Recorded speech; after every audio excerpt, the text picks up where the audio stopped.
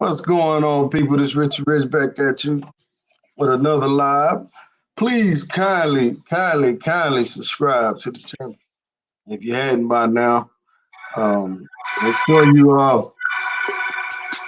you going on, you know, Yeah. yeah, we live. Um, Is that me playing the music? yeah, it sounds like you playing the music in the back. Yeah. Oh, my Somebody doing a bad. premiere or something. My bad. My Spotify had came up. I don't know.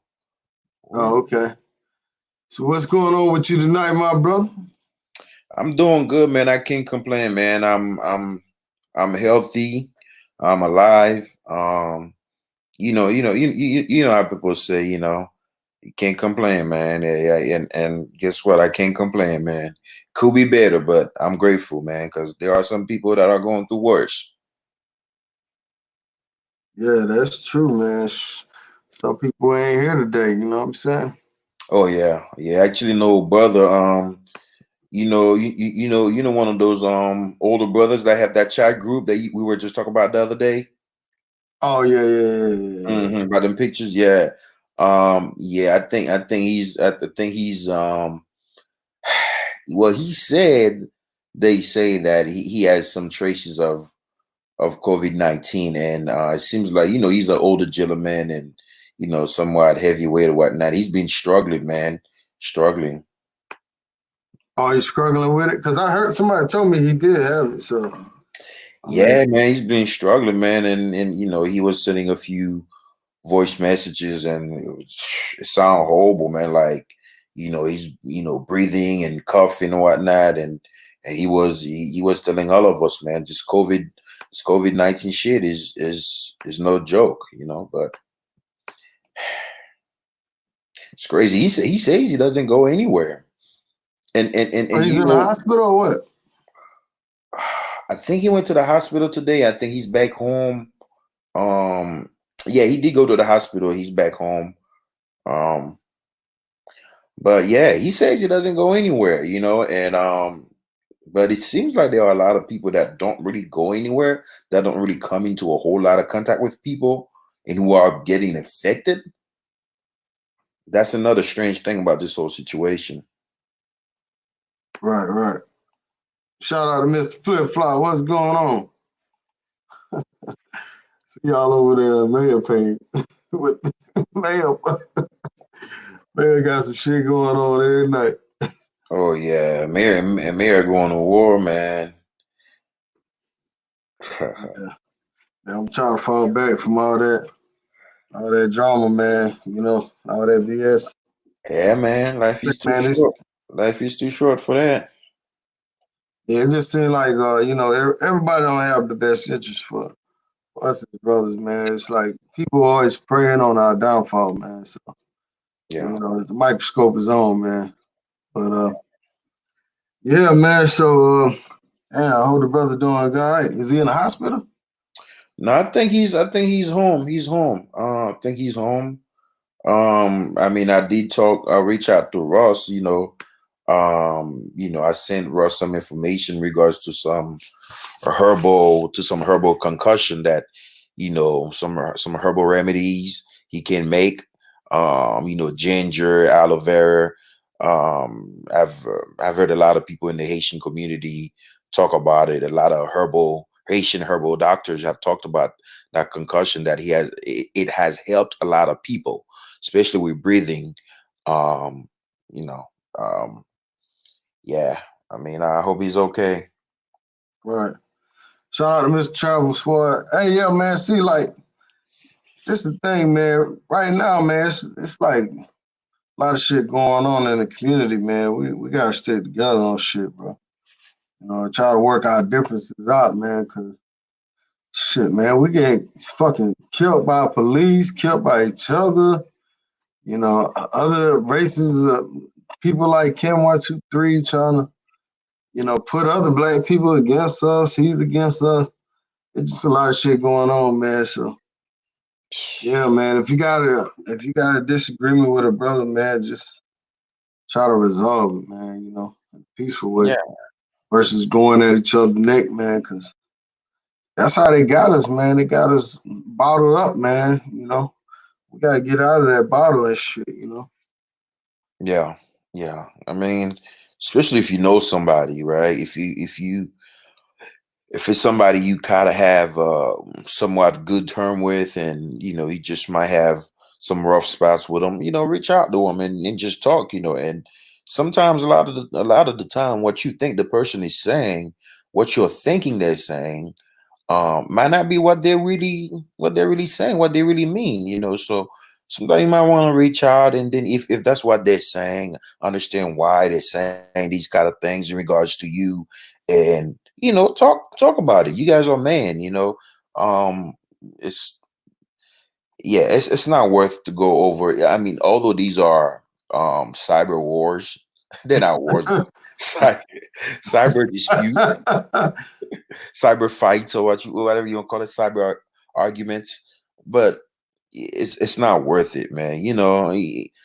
I hate when I see people get into fights. I'm talking about like real fights over nothing, that has nothing to do with money, and you're about to almost kill somebody, jeopardizing your freedom over nothing valuable, or but your feelings, what you think respect or disrespect is. Right. And I'll be like, man, we kill folks for stepping on our Jordans and this and that. And man, we got police gunning down our mothers and brothers and sisters, and then we don't do shit about it. You know what I'm saying? Yeah, And I ain't encouraging nobody to go out and, commit violence against innocent people, but I'm just saying, like, the same energy you got to stand up against your brother, you should have that same energy to stand up against outsiders, man. You know? definitely. And the outsider can be somebody of your own race that's trying to put your race down, you know? We have to stand up to these people now, man. Yeah. The shit getting too fucked up out here. Shout out to Money Mike Show. Salute to Richie Rich. All right, Jackson Jeter in the building. Jamil Elvis, what's up, man? What's the deal, baby? What's up, Aaron? Um, yeah, man. So, yeah, I did a video on the black brother, black militant brother. They call him Big Texas. Mm-hmm. I'm gonna roll a clip. He's part of that group that went down there, right? Yeah, I'm not sure if that group was the Black Panther Party or just a black militia group on its I own. think I didn't hear anything about Black Panther Party. I think they're just black militant or whatever. Um, Right. All right, so let me show a little something what the brother did. Now I'm hoping this ain't just something they stunting on, just something they want to do for attention. But Gunned down, hunted down, murdered by two white men. And look how peaceful it is. Look how peaceful it is. What happened? so he basically saying they weekend protesters, you know what I'm saying? So they protest on the weekend, but during the week ain't shit going on. Ain't no pressure when all the the sheriff's offices are open and everything is open for business. They ain't there. And on the weekend, everything shut down. yeah, yeah. So he pretty much walked the neighborhood and pretty much showed He's probably just showing that saying that that neighborhood is really not a crime infested area like that for them to come out, that for them to respond to that guy that hard the way they came out straight up gun blazing. no. This is before they came. I think this was that morning. And then they came back later on. Mm. So now you see. Hey everybody, my name's Kyle Dennis. Come to you with another up. This All right. nothing. So that's the house he went into right there. Which the owner of the house never reported a crime, never said nothing was missing or nothing. Literally running for his life. It was murder in cold blood. Run, y'all don't see. It ended up. Goddamn. Say it again, bro. And this is later, I think, in the day. I said, you think they would have shot me if I was running through their goddamn? Yeah. Well, I'm gonna give them an opportunity. There it is. Look at these old men, man. They march. Look at that. Yeah. I saw that too, man. Hey, man, you got to give OG his props, man. There's a lot of young niggas I hear they just be out here on some fuckery, and they could be engaging in some like in a positive movement. They're not doing it, and they got this old head out there doing it. Right. You still know how to pop somebody. Shit, you got it. Now, in this case right here, they went in front of the killer's house or whatever and shut the whole road down, man. They said the police didn't even respond. They didn't come out. They didn't do shit. So they were scared. They scared of a black man with a gun. See, it's easy to pick on a brother jogging with no gun. You know he don't have no gun. So you take advantage of the situation. You know, when brothers are strapped up, then that's when they proceed with caution, you know what I'm saying? But in most cases, most guys that's getting killed, they unarmed, man. Or it's only one person, it's like 100 cops. I mean, at first when I saw this, bro, I mean, I had a little bit of different, I felt a little different about it than how most people are feeling about it. But I think I've come to realize the importance of this. But real honestly, if we drill deep down, is this, how effective is this? What I mean, this just a message. Yeah, it's a message. Yeah, because believe me, trust me, they put out. Listen, man, I'm sure every white person in that neighborhood was like, "Oh shit!" Like, you know, this shit could really go down. Like, you know, we probably need to get justice. You know, this is a huge message in my head. I mean, I get it. What you're saying is it just something they doing for publicity or whatever. That could be the case, but they still sent out a message like, "Hey, look, we got fucking guns too." You know? Yeah, it's sent a message. See, I don't know.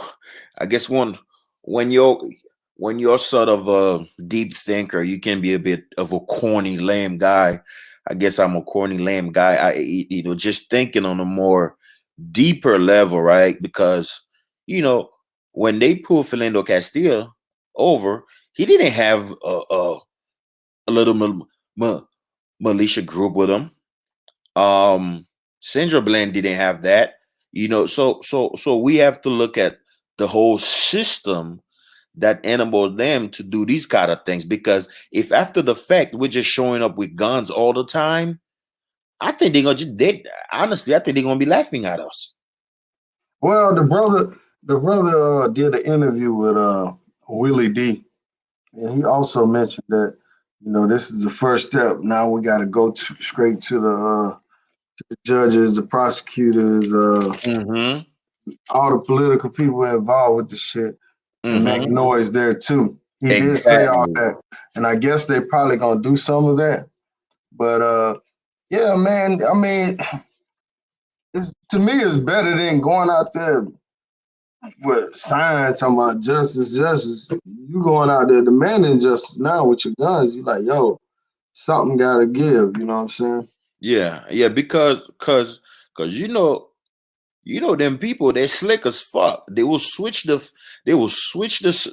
script on you real quick, and then they will try to change the narrative and say, okay, well, they're asking for change, they're asking for reform, but they're just showing up. They're just trying to intimidate us and things of that nature. And I'm not saying this is what they're doing here, but I'm just saying moving forward, if every time we have one of these situations, right, when one of us get killed and we just after the fact, 3 months later, when we find out some facts, 2-3 weeks later, when we find out some facts about the case and big because a video emerged, and then now the prosecutors and the police, they're embarrassed. Now they have to make an arrest, and then couple days later we're just showing up with guns, where it happened at and shit like that. They're just gonna be laughing at us, right? But if you're talking about they actually have plans to follow this through, real implementation, because at the end of the day, man, remember the other day when we were on the live, we were talking about not voting and things of that nature. See, the thing is not really voting, is actually being able to touch the power. You know what I'm saying? Being able to touch the source of the power. You know how in a house you have a fuse box that control the power? You got all these switches that control a certain compartment of the house and shit like that. You have to be able to play at the heart of the thing. Can you go to the heart of the thing that control power, the heart of the thing that make these laws? Can we find a way to weaken these police unions? Oh my God, the police unions are so powerful. If you're gonna fight this fight strategically, these are some of the things you have to target. Right. But let me ask you something. If they never protested this in Brunswick, Georgia, and it hit the media, this case would have been swept under the rug and it would have been gone, man. So protest is effective in a way because Yeah, I mean, it brings awareness. I mean, it's the first step, but like you say, you got to continue to push in different areas, to get justice, man. I mean, like you said the other day, you gotta do some voting and stuff like that. But Brunswick, it's predominantly a white city, Georgia. I mean, you got black. And later on, whenever you're ready, that new prosecutor I just sent you, and with all these white cops behind her, we can touch base on that a little bit later if you know. All right, we could touch it now. Let me show y'all. All right, so they appointed this black lady right here. Supposedly she's a Republican prosecutor, so yeah. She's from Cobb County, Georgia, right? Well, yeah. Damn. See, I don't know what's the that county's black demographic. What's the percentage of blacks over there? Cobb County? Shit, Cobb County. Cobb County is fucking one of of them old racist ass towns that, huh? Cobb County, the Cobb County? Cobb County used to be pretty hell, man. Hey, Rich. Yeah. You ever seen Get Out? Yeah. That's what this shit look like. You're right, man. I used to be, man, when I used to go through Cobb County back in the days, man, I would be on my P's and Q's, man. They pull you over so fast out there. And they arrested I know a few people that was in Cobb County jail, man. And they do you dirty out there, but So what's the makeup of the black population in that county, if you will guess? If you could guess. It's probably 70% white, maybe 30% black or something like that. Okay. I throw the Spanish in with the black, so 30% other, but we'll say really converted over the years. Like it used to be like all white, you know what I'm saying? Well, somebody just say, Tim Hill just say at least 25%. So let's say it's even less than 25%, right? Look at that picture you just posted up. That prosecutor with police. with the police. I mean, does that reflect? That's the same that ain't 25% in the place where Michael Brown got shot at. These are probably the top officers, though. I'm sure they probably it has to like officers. That don't look good. But there was a black dude in the back. He was in the back. He's in uniform though? Hell nah. He was in a suit. Yeah. He's probably the janitor. Damn. I'm just fucking around. Say, man, goddamn. Shout out to Dre Hart, man. Yes, sir. But yeah, man, Cobb County, they known for pulling a brother over and like for real, like really doing you dirty type shit. Like so, when you get arrested over there, they put you all on the newspaper type shit. You know what I'm saying?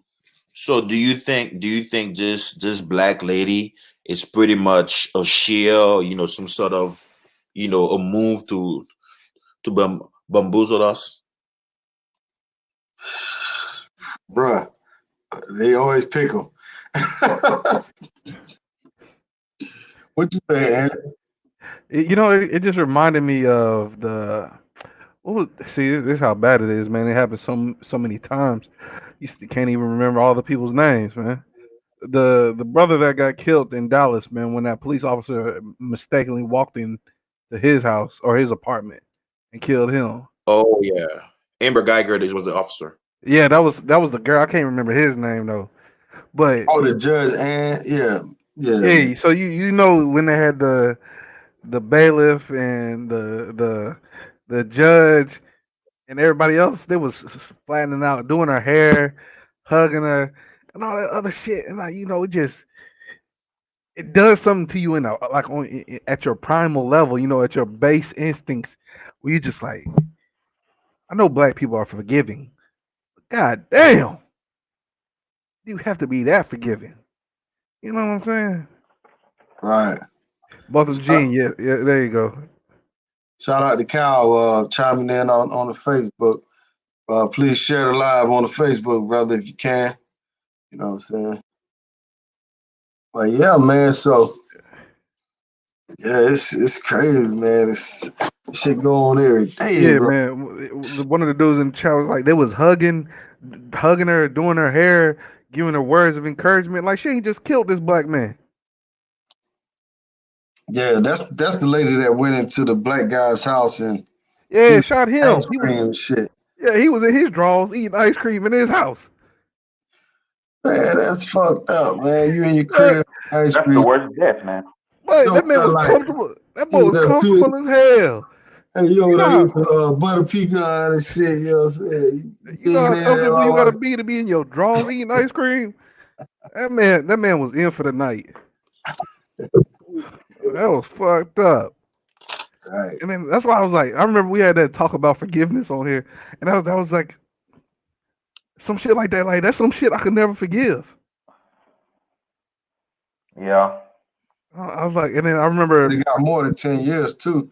'Cause 10 years, the bitch knew she wasn't at her crib, man. right? And even if she was so fucking inebriated that she still killed this man. Like, how do you walk in somebody else's house and then you don't recognize you in somebody else's house and you draw your gun and shoot somebody? What? And what kind of a person would rob you in their drawers? Obviously, he not. She just saw a black man and said, fuck it. That's Man, all it was. yeah, man, that was some How did fugazi she shit. get in the fuck? Oh, the door was open. That's right. Motherfucker, Allegedly, the door was open. that trial bothered me so much because I saw the guard doing her hair, and I'm like, man, this is giving me fucking the Django vibes. You know, Steven from Django. Right. Yeah. Damn, that's all I could think of. I was like, why are you doing this white lady hair? You do realize she is on trial for murder. But I do think if we want to What up, Brazier? What's going on with you? Me, not much, man. Just came in. Awesome panel. Let me say hello. How's everybody doing? Good, brother. Good, brother. I saw this thing today on CNN too. The young man who was accosted by a whole bunch of people, and the officer got fired. It was said he got fired today. I forgot his name. That's why I was trying to find him. The young man. Officer got fired? The police officer. No. The one that was on CNN today was a group of men, I think 15 to 20 people, came up on this one young man. He was in the house playing video game, and they knocked on his door real loudly. By the time he got to the door, there was a police officer with a gun, and there was a group of 15 people with guns, and kept yelling at him, trying to get in his house. By the time his mother got out, he's a young kid, like 15, 16 years old. By the time his mother got out, they figured out it was the wrong house. But by that time, she got a lawyer and everything else, and the cop he got fired for that craziness. But they were thinking 16 civilians to just go and talk to a young man. It just seemed like it was crazy. I don't know if you guys saw that today at CNN. No, I didn't see that. Yeah, it just happened today. So I was watching it today, and but this is more apparent, like it happens every day. And what about the case against where cops went into the wrong house and killed a black woman when they already arrested a fugitive? Yeah, I saw that. Oh too. yeah, I saw that today. I thought that was crazy. And the weird thing is this, though, on that, talking about that one, was that if they would have only called it in because it's a lieutenant and two detectives. So the lieutenant had to look at the case file for the day and find out what was going on. But the lieutenant didn't do his due diligence and walked into the wrong place. And not only did he kill the woman with, I think, 17 shots, but also her boyfriend, who was there sleeping with them, when they came in through the back door, which they did not knock, which they said they did, but as alleged, what they did not knock, when he shot them and shot the police officer in the leg, now they're arresting him for attempted murder and second-degree murder, which is crazy. But I think they're using that just as a leverage for him to drop the charges. So it's hunting season, man. Gotta be watching. Oh, keep your butt at home, and even then.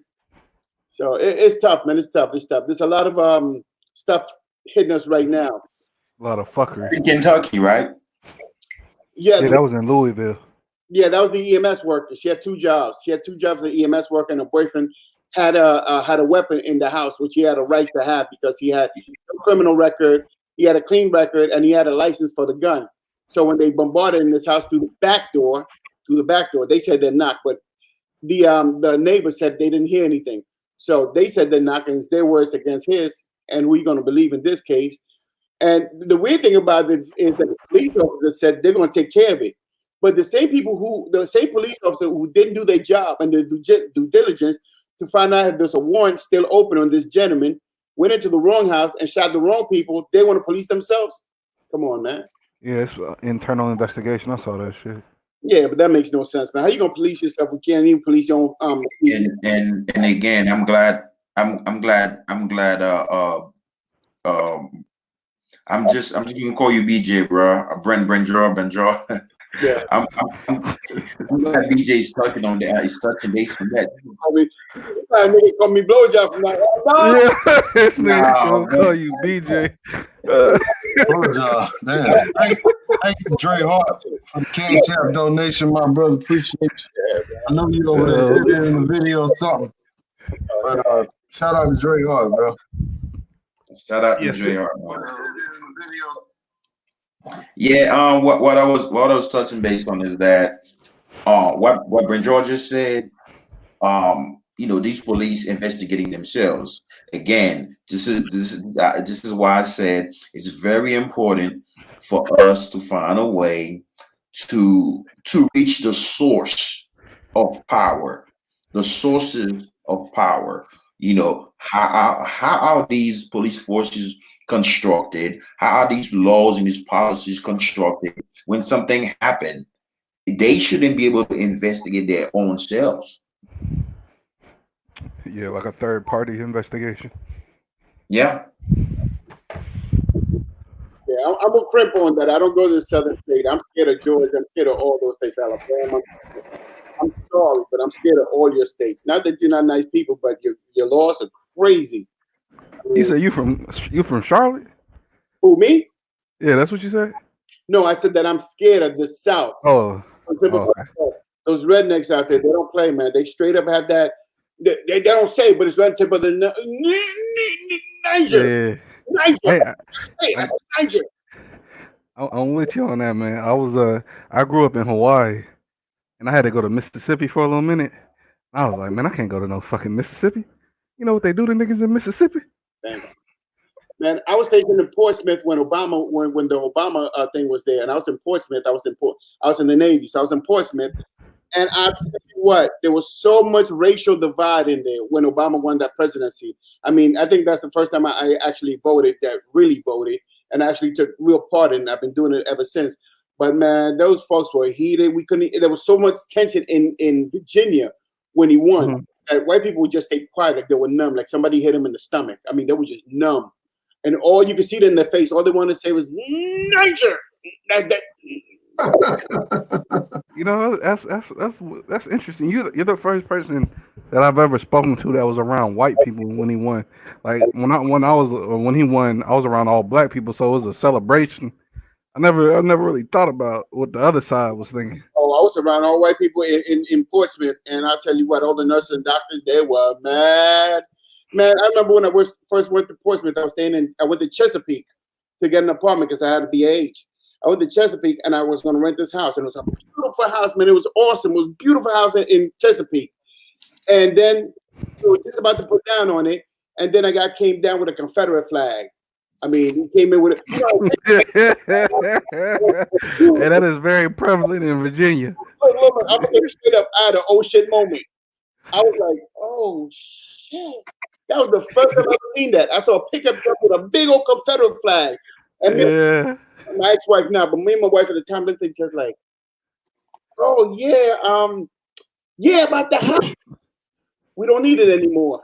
No, we not fucking with you. Oh yeah, man. Yo, the landlord that day, we just walked away from that. It's a beautiful house, man. But I can't deal with it. I was like, nah. As a matter of fact, go to Virginia after that day. She's like, nah, I'm not coming up here. They're racist. I'm staying my butt in Jersey. So she stayed in Jersey the whole time I was in Maryland. But she refused to because of that Confederate flag, man. Like, I ain't bringing my kids this shit, man. Virginia is very prevalent on that bullshit. It's a Commonwealth state, and they let you know, Commonwealth. You know, they'll fire you for no reason. They don't have the reason to fire you, you know. So that's my thing with the South, man. I lived in Florida, I felt the same thing. I remember when I was in Florida working in a hospital, I was one of the few black people who were making some good money out there. And they treated people like they were just, you know, the second-class citizen.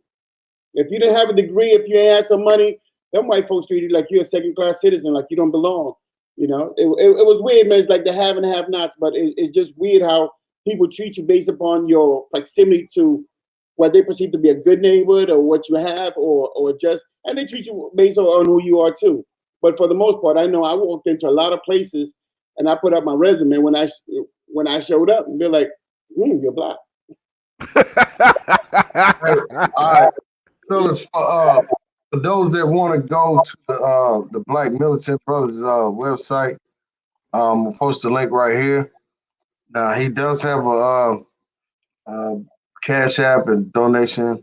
You want to donate to his cause, it's on there. I'll leave that up to y'all. Shout out to 100. He said, we war with each other, but throwing the white flag with everyone else. Fake rage. This case will be forgotten in a couple months. Well, I appreciate the donations. Hopefully, the case won't be forgotten.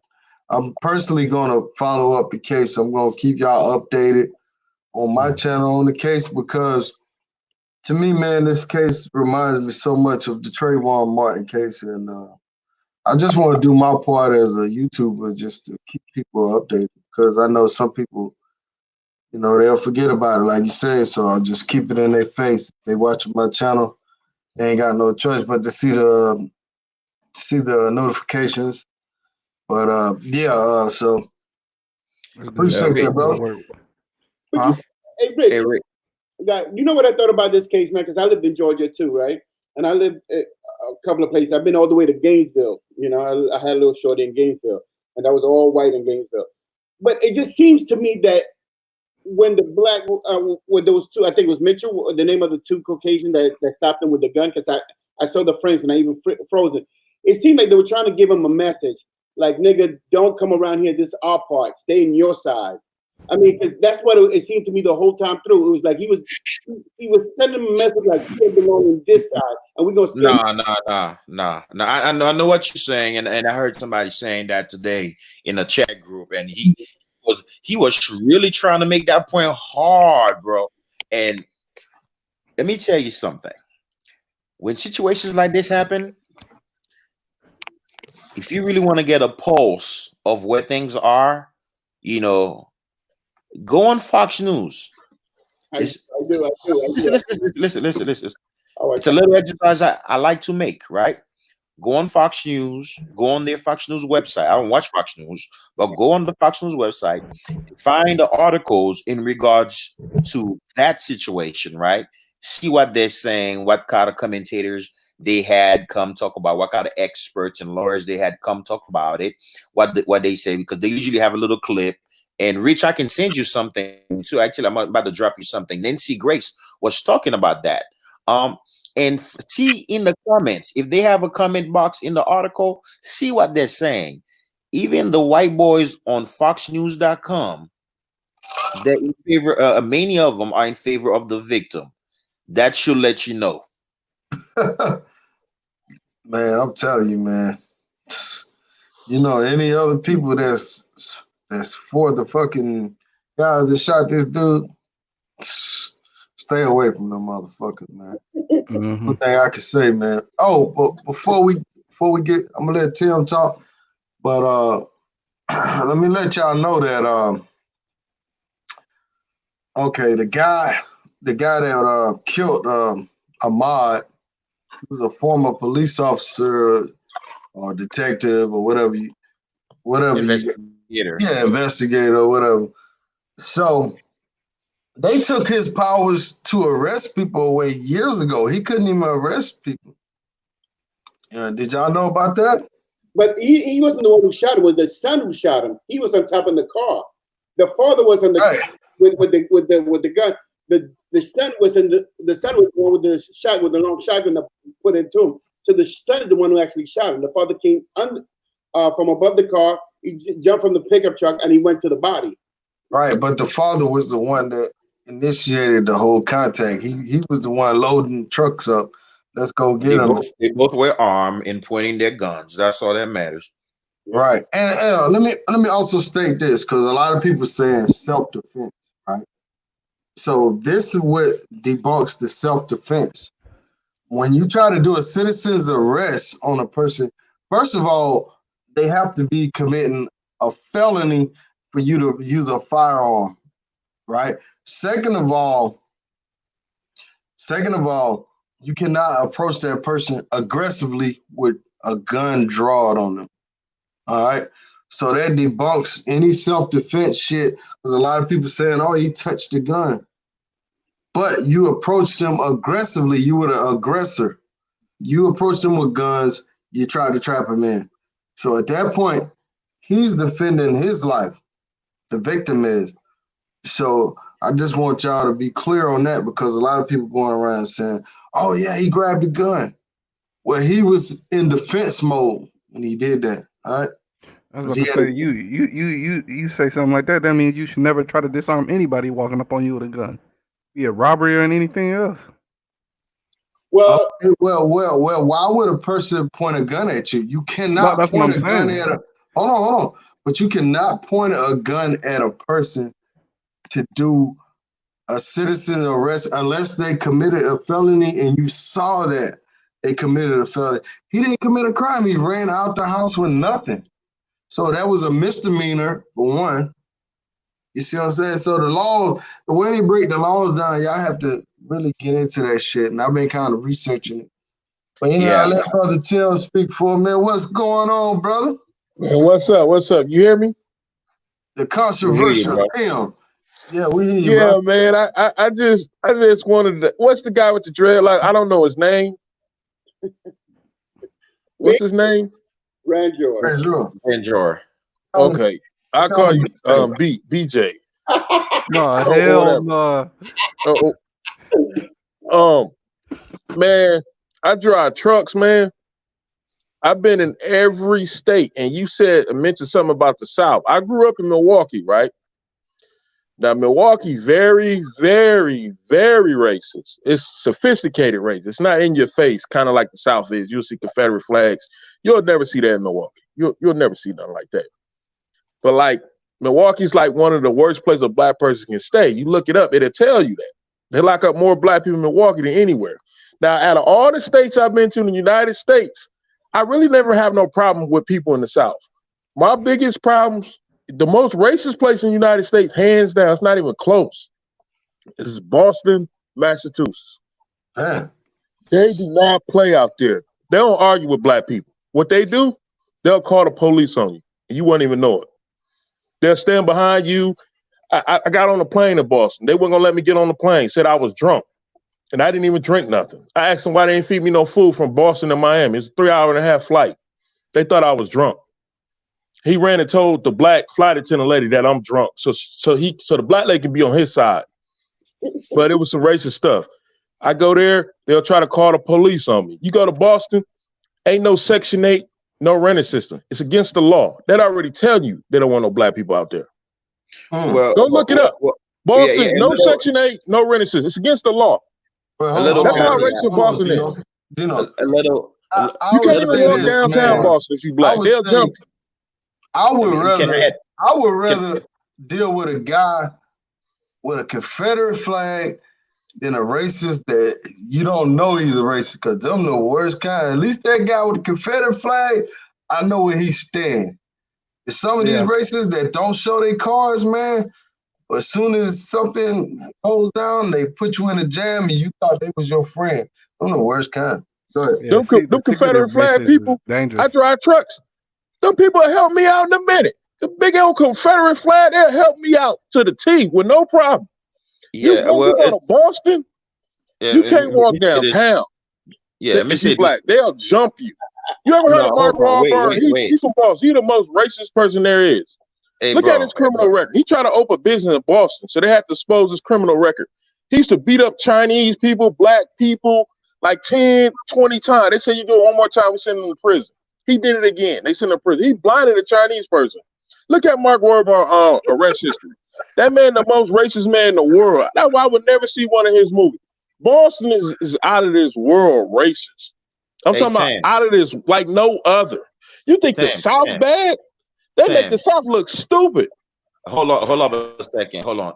I stay in Boston. I stay on the outskirts, and let me add a little bit of nuance. I'm from Florida, and having been in the military, I've lived in a lot of places. I understand what you're saying. Trust me. Listen, when I first got here at the office, I'll get real frustrated because motherfuckers don't want to say good morning, and you as a young black man, you want to keep that cool, non-intimidating presence or whatever, so I'll be on my good morning. And you know what? I work in a boring office with a bunch of engineers and shit like that. So I like to say good morning to get my day started, to not have a long, drawn-out day, right?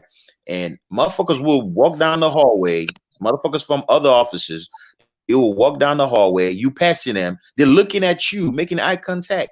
They won't even say good morning. And that shit used to frustrate me, right? And I would complain. I was always complaining about it in my office, and people would tell me and shit like that, how it is. What happened is Massachusetts, Boston to say, the people are a little bit more reserved. The people are a little bit more reserved. You're right. It's well documented, it's well known, and I've heard plenty of comedians. They make jokes about it all the time. They'll tell you Boston is really racist, but Boston is not the type of racist that you think it is. It's not like, it's almost like something a little bit different. You probably will.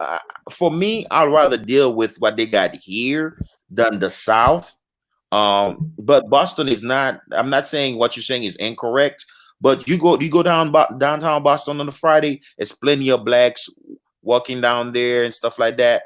But you're right. I've seen plenty of racist people with Trump stickers around here and things of that nature. So it's not really like the South, so to say, but it is racist, though. I think it's you. They're undercover. No, I think Boston, I'm talking about, it's out of this world. Every time I go there, something happens.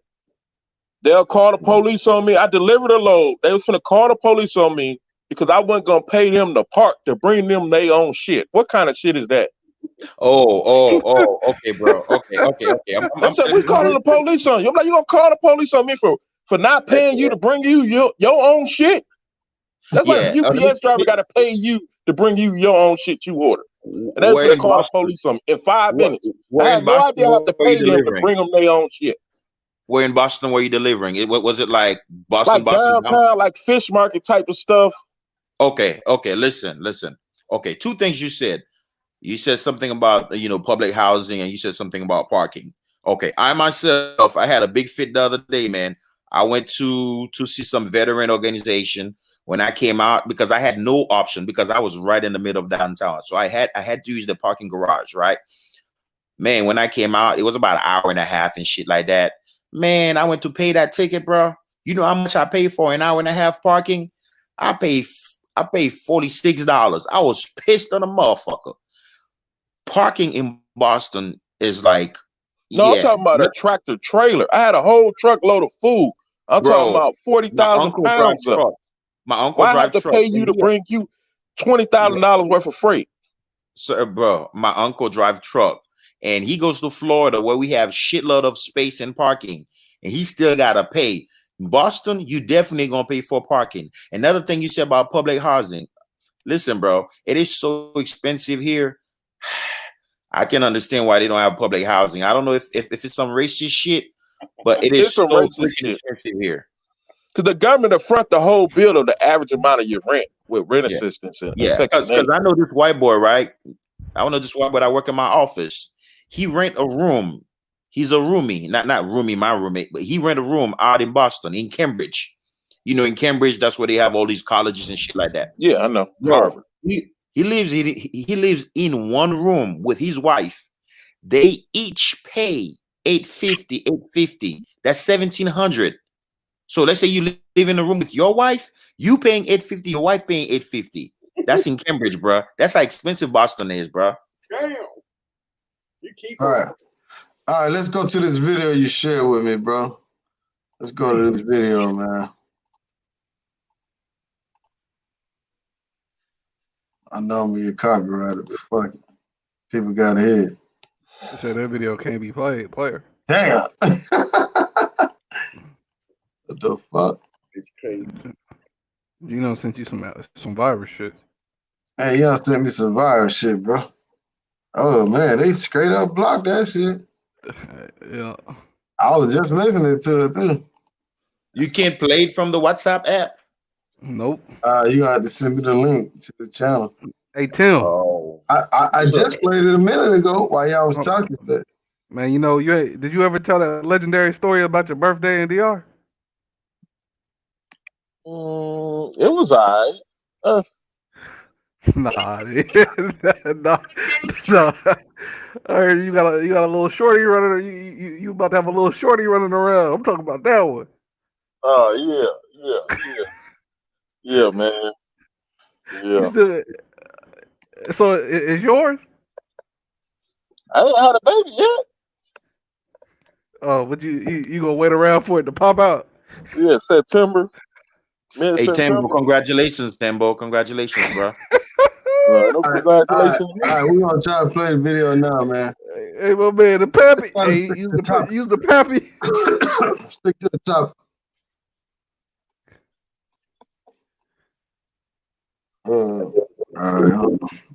It's true that he looked like somebody that they thought was a burglar. If that's true, that still does not justify deadly force. Because when somebody's running from you and you go after them, there's no claim of self-defense. Even cops are not entitled now to shoot a fleeing felon unless they're presenting a danger. Yeah, no, that's 100% correct. And what they did was illegal in the first place.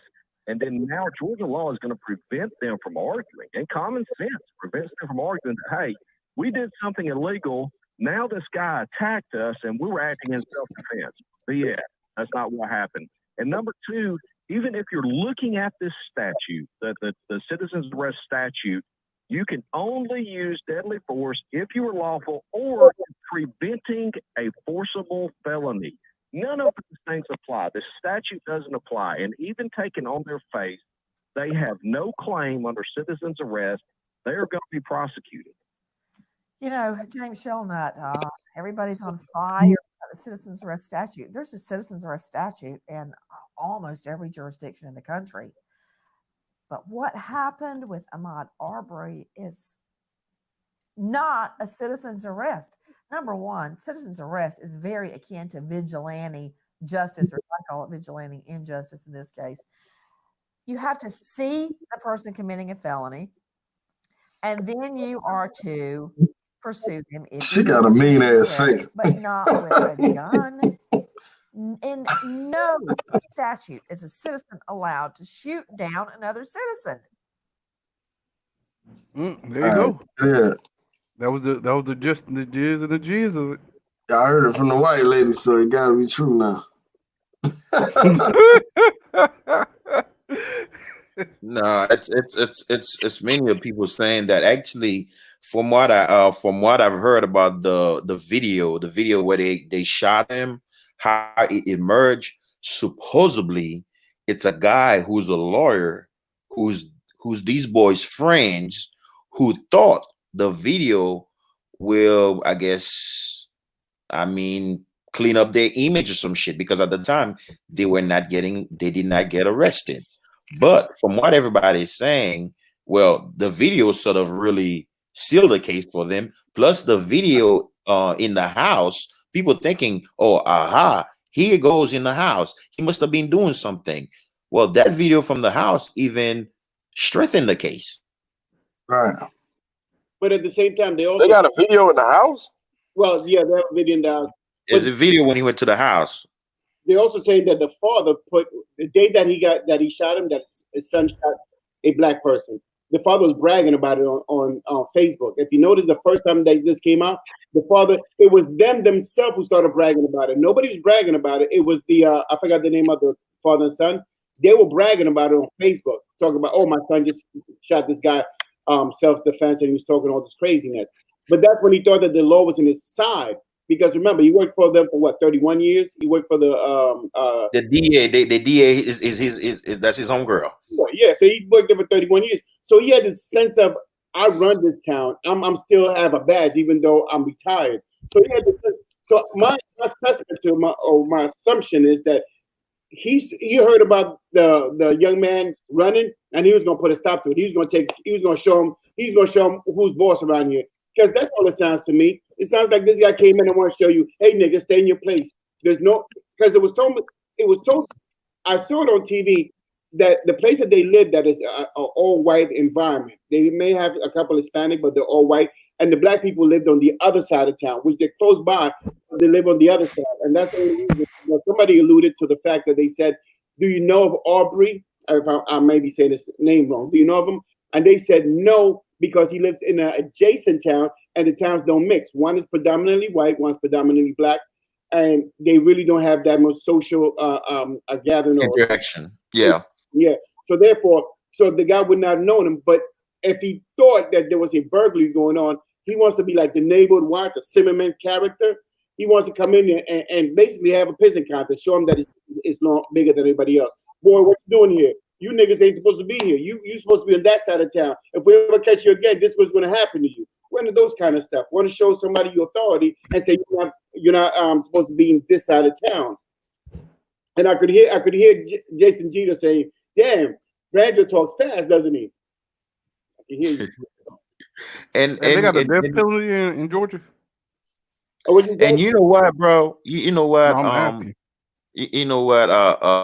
You know, God work in mysterious ways. I know that's the saying because I'm agnostic, but God work in mysterious ways, bro. Because see, when they thought they were getting away with it, what they only did was dig deeper. Dig their grave deeper. Because why? Now what happened is you have established lies. You know what I'm saying? You have established reports. They had to write reports. They had to write statements and shit like that, you know, saying this is what happened. This is why we don't persecute him, things of that nature. Now, you know, and this guy had time to go on Facebook and brag about it. So he probably talked to his homeboys, sent his homeboys. I heard he was out of Clinton Riley. I'm sure he sent his homeboys all type of texts, the people he was talking, because 3 months is a long time, right? You know, you got time to just, you know, especially during this quarantine time. So he probably didn't have nothing but time on his hand to brag, send out all these texts. So guess what? They might, and you know, the news media, you know, the government got resources. They can subpoena his phone record, and all of these things going to come out. So the only thing they did, the DA did was dig their grave deeper. You know what? My thing is, and these things get me so frustrated. I try not to deal with these things. My day is busy enough living my life, so I really don't try to get into this. But what really bothered me, yes, the death is a horrible thing. But that really, really pissed me off was the police department and the DA, how they did not do a damn thing after somebody had to push them. They had to It wasn't the police department, the DA. The police part can't prosecute. They only can arrest. True. DA got to file. They work together, though. They work together. You might as well, in this case, sometimes when you're referring to the DA and the police department, when you say the police or you say the DA, you saying 2 in 1. In this case, it's 2 in 1 because they work together, you know. But the DA got more power than the police. They can say we're not doing nothing. I understand what you're saying, but remember, the 2 DAs accused themselves first.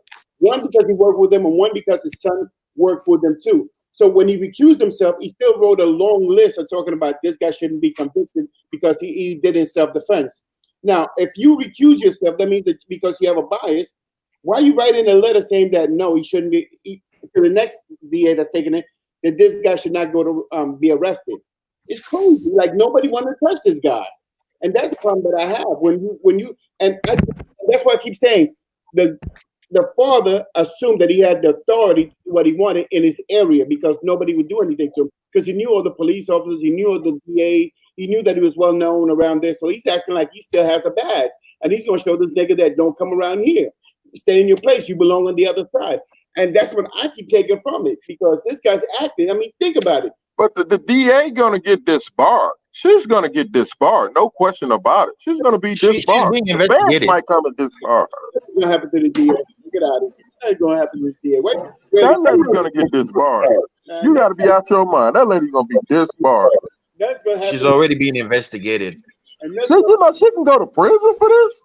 Yeah, but that's going to happen. They're going to slap in the arm or give her some sanction and let her go. I'm gonna tell you something about Atlanta. You remember the white folks that pulled up guns on them black kids? Guess how much time they got?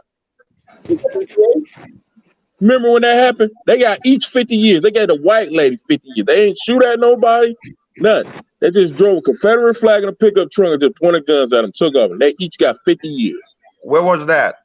In Cobb County, I think. Over there, or right over there in Austell, or what's that county? West County. What is that? Douglas County? It could be either one. I'm is that the same damn Miko's at? That was real close to Atlanta metro area, like 20, 30 miles from Atlanta. But they got 50 years apiece. They gave a white woman 50 years in jail. She ain't shoot nobody. She ain't do nothing. She just pointed a gun just to intimidate somebody with a Confederate flag. They gave her and her boyfriend 50 years apiece. Yeah, I remember that case. Yeah. 50 years apiece. And in Atlanta area is the only area I know where cops actually go to jail for shooting black people. Atlanta probably got the highest record, but this is not in Atlanta, nowhere near Atlanta. It's in the state, but I don't know how that's gonna go. But in Atlanta, they lock cops up left and right for killing black people. Left and right. I don't care if you black, white, whatever. They locking their ass up. Yeah, but Atlanta's so small. Atlanta small? Yes. How's Atlanta small?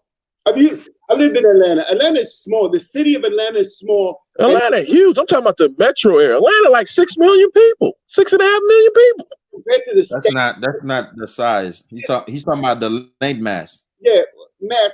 Atlanta, you got over Atlanta. It's probably when you count a city, you got to equate the whole metro area in there. Yeah, but Atlanta is compared to the regular city. You got a whole bunch of white. I mean, have you ever been? If you've been outside of Atlanta, outside of Atlanta, everything is white. Atlanta, not now, but back in the days, outside of Atlanta, everything is white. Most of the governors are Republican because just like Florida, outside of the pockets, everything is white. And let's What's just up, brother, TJ? What's TJ, going on? What's up, fellas? What's up? Hey, TJ. Say, man. But Brand Joy, you're right, man. Atlanta, compared to other cities, Atlanta's not that very big of a city, man. Now, if you're going to do the metropolitan area, yeah, of course it's going to be big, but you can't compare. You count the metro area, it's huge. Yeah, you can't compare the metro area to like Chicago or New York or Dallas or Houston metro area. Atlanta, College Park, East Point, Atlanta, Decatur. Decatur's outside of Atlanta. I say Fulton County. You can't put Decatur because Decatur's not Atlanta. So, I mean, Atlanta, no, because somebody said that Atlanta's big. Atlanta's really not that big. It's spread out. But Atlanta huge. But it's huge. I've been to every city. Atlanta is freaking huge. When you go, but look, when you go outside of Atlanta, almost everything is white. Because I lived in ATL, and when I went to Gainesville, when you go up to Cobb County, all of that area, that's all white from then on. White. Tim, if Atlanta's huge, you ain't been to Houston. You ain't been to Philadelphia. You ain't been to I've been to Chicago. every single city. Okay. Atlanta is not huge compared to those cities. Say Atlanta traffic is worse than Dallas and Houston. I'm dead serious. These are my truck driver friends. Man, y'all traffic bad. I'm like, Dallas is worse. What are you talking about? Y'all's worse. I gotta go around 285. I like just take 285 west. Don't take 285 east and go around. No, man, it's bad. I'm gonna take the country roads around. In a truck? Yeah, man, y'all traffic worse than ours. Like, you live in Houston. Because you're coming into the city and get the hell out of the city. So you gotta catch whenever that's going in. Because it's Atlanta's around. So it's only one way in and one way out for the most part. That's a big gridlock in Atlanta. But Atlanta's the most part, it's a big city, man. All right, who got the music? Double R. Background or something. Let me tell you something. Atlanta, like the fastest growing city in the United States. I think Dallas number one. It's like kind of Dallas is number one. Dallas is number one. Dallas is number one. Atlanta like right behind it. Ain't nothing small about Atlanta. Trust me. I've been to every city in the United States. Atlanta traffic is one of the worst. It's not the worst. Hold on. I think probably the worst is DC. Let me help you guys out. Hey, Tambo, are you speaking of population size or are you speaking on land mass? I'm speaking of population. Atlanta metro is 6.5 million. That's huge. Oh, you're talking about population. Yeah, 6.5 million. Okay. That's huge. That's not that far behind Dallas. Dallas is almost bigger than Chicago now. Chicago, the third biggest city. Look at that. CJ, shout out to Edward Jones.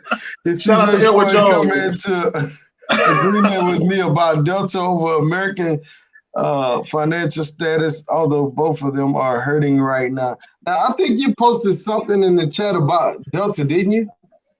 Or somebody did. I like American shout out to Edward Jones. Edward Jones, American Airlines is the most profitable airline in the United States and the second most in the world. It's Delta. Right on. Now, what you got to say, Edward, about that? It's Delta. I'm still not agreeing with you, Edward. I'm not agreeing with you on that one, man. How's this stock doing? CJ, how's this stock doing? Hey, I'll say this, man, as far as Atlanta, like, when I get pulled over by the cops in the city of Atlanta, I don't worry about nothing, man, because most of the time they'll let you go with a warning if you ain't really doing nothing. I'll give you an example. One night, this is years ago, I was driving. I was on the west side, and I ran this light. And you know, I was, coming from a club, drinking a little bit. So then I ran another light. And then when I got to that third light I ran, I got pulled over. Damn. Right. So the cop said, he said, man, I saw you. Yeah. I mean, these was like lights where ain't nobody. It was late at night. So he was like, man, look, he said, I saw you run the first two lights, bro, but I can't let you run every light. And guess what? He wrote me a warning and he let me go. But he was like, I just wanted to make sure you weren't drunk or nothing like that. That's was it a white dude? That was a black cop. But when I'm in Decatur, DeKalb County, they a little more harder. They ain't gonna give you no warnings and shit. So when you're in the city of Atlanta, you don't really have too much to worry about. And they do got their issues where sometimes they may fuck with you a little bit, but for the most part, they cool, man. But when you get outside of Atlanta, like Cobb County, Douglasville, places like that, they trying to take your ass to the Supreme Court for a bag of weed. Like, you know what I'm saying? He wasn't a sheriff. It was a city police. Just a regular cop, man. Most Atlanta cops, they ain't fucking with you, bro. No, I I'm mean, asking, was he? He wasn't the sheriff. It was just a city police. Just a regular police officer, yeah. The police Because in whenever the Detroit sheriff ain't pull you over, they ain't gonna forgive you, boy. They gonna slam you. I don't know, man. I've been pulled over by sheriff shit like Tell the that. truth, I ain't never had no problems. I think I never got pulled over in Atlanta, but let me tell you something about Milwaukee. Nigga, I got pulled over on the bus stop. I got pulled over on the bus and was the only nigga on the bus. The cop stopped the bus, came on the bus. Thought I had a gun. It was an Nigga said he umbrella, got black pulled over umbrella. in a bus. Ran on the bus and stopped the bus. This man So got I bad stopped on luck, the man. bus stop. So I That's never some had no next problem level getting pulled over. blacktivity. I ain't never heard of no shit. They pulled the whole bus over. They said, "You chauffeuring this nigga?" I've never had no issue in Atlanta. Edward Jones, Richie Rich. Shout out to Edward Jones. He said Delta has a stronger balance sheet and I less told you. compared to American, 34 billion. And you said Delta Well, has say, 20. tell me. Okay, I didn't say that. I didn't say that. There was another person in the chat said that. But tell me why Delta is furloughing all their employees right now. Can you answer that question? Everybody hurting right now. Everybody hurting. Hold on. American Airlines ain't laying nobody off. Delta took the bailout money and they still laying off employees. You know how I know? Because I know a few guys that work for Delta that have called me and said, is AA doing layoffs? I said, no. They took the bailout money. Well, Delta over here furloughing people. And Delta have always been laying off, hiring. And but have took plenty of bailouts before. It's all and about another thing, more Delta, profit, more profit, Richie Rich, more profit. And another thing, Delta don't have a union. They don't have a union. Their employees not protected. Their employees are not. They don't have a union. But y'all don't pay pension. I talked to an American pilot. He ain't even finna get a pension. United has a union. 30 years. What'd you say, Tim? I talked to an American pilot, a white guy that live in like Marietta. He told me he been there for 30 years. He finna get ready to retire. He said he don't even get no pension. Yeah, they ain't laying no pilots off. Yeah, actually, I was surprised the other day. I found out it How a seems pilot like don't get a pension? pilots don't get paid nothing, man. Pilots Nah, be they in do. mad debt, man. They fly overseas. They getting paid. They can easily make 300,000. Well, I guess Rich, what happened? Not the what happened in national Kentucky? one. What happened in Kentucky, y'all? I barely got the story. It's What a happened in union Kentucky? thing. It's like a pyramid thing. Union thing. Lady. You've been there the longest, pick the best routes and get paid. Lady got shot. She was sleeping in her home, and they did a no-knock. American is the biggest airlines in the world. I give you that. Delta Airlines is not the biggest airline in the world, man. Go do your research. Money maker in the world, but no, they're not. They cap is way higher than American. They got way more money than How American. was Delta the biggest money maker in the world? They don't even have the biggest fleet in the world. American Airlines merged with U.S. Airways. They got the biggest shop in the world in Atlanta. American Airlines.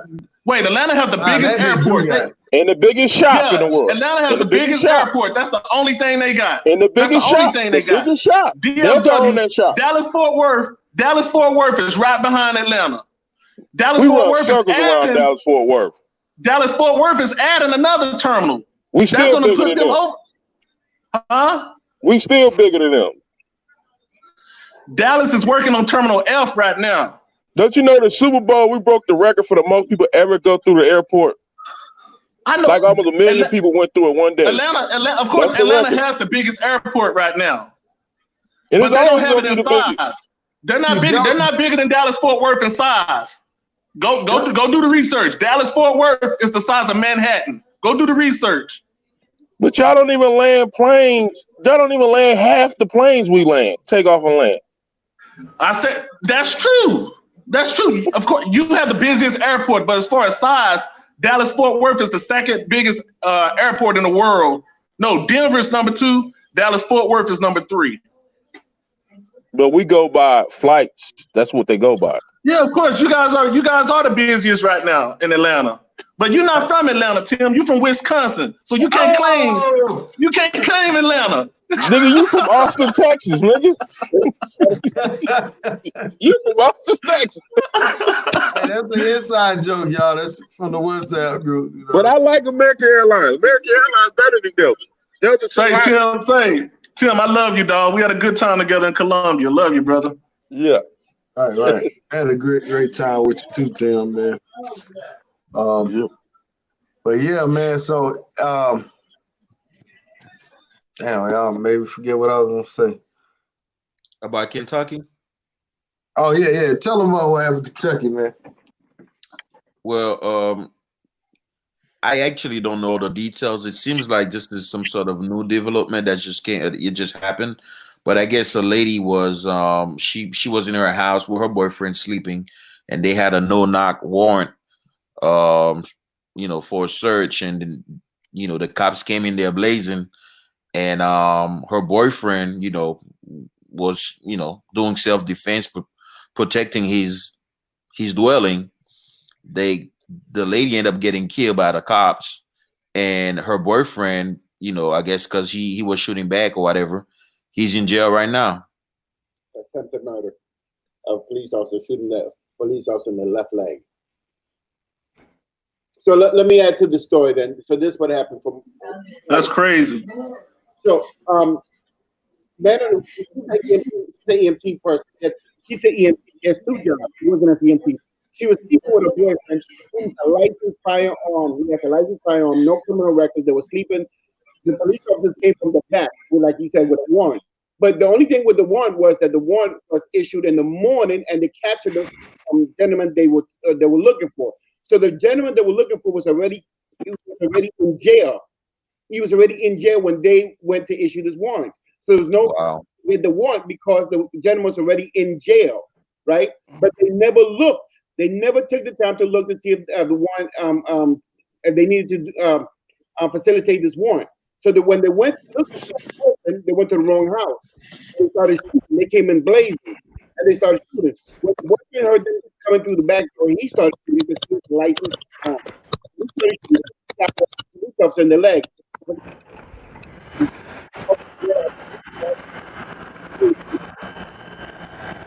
Hey, what's going on?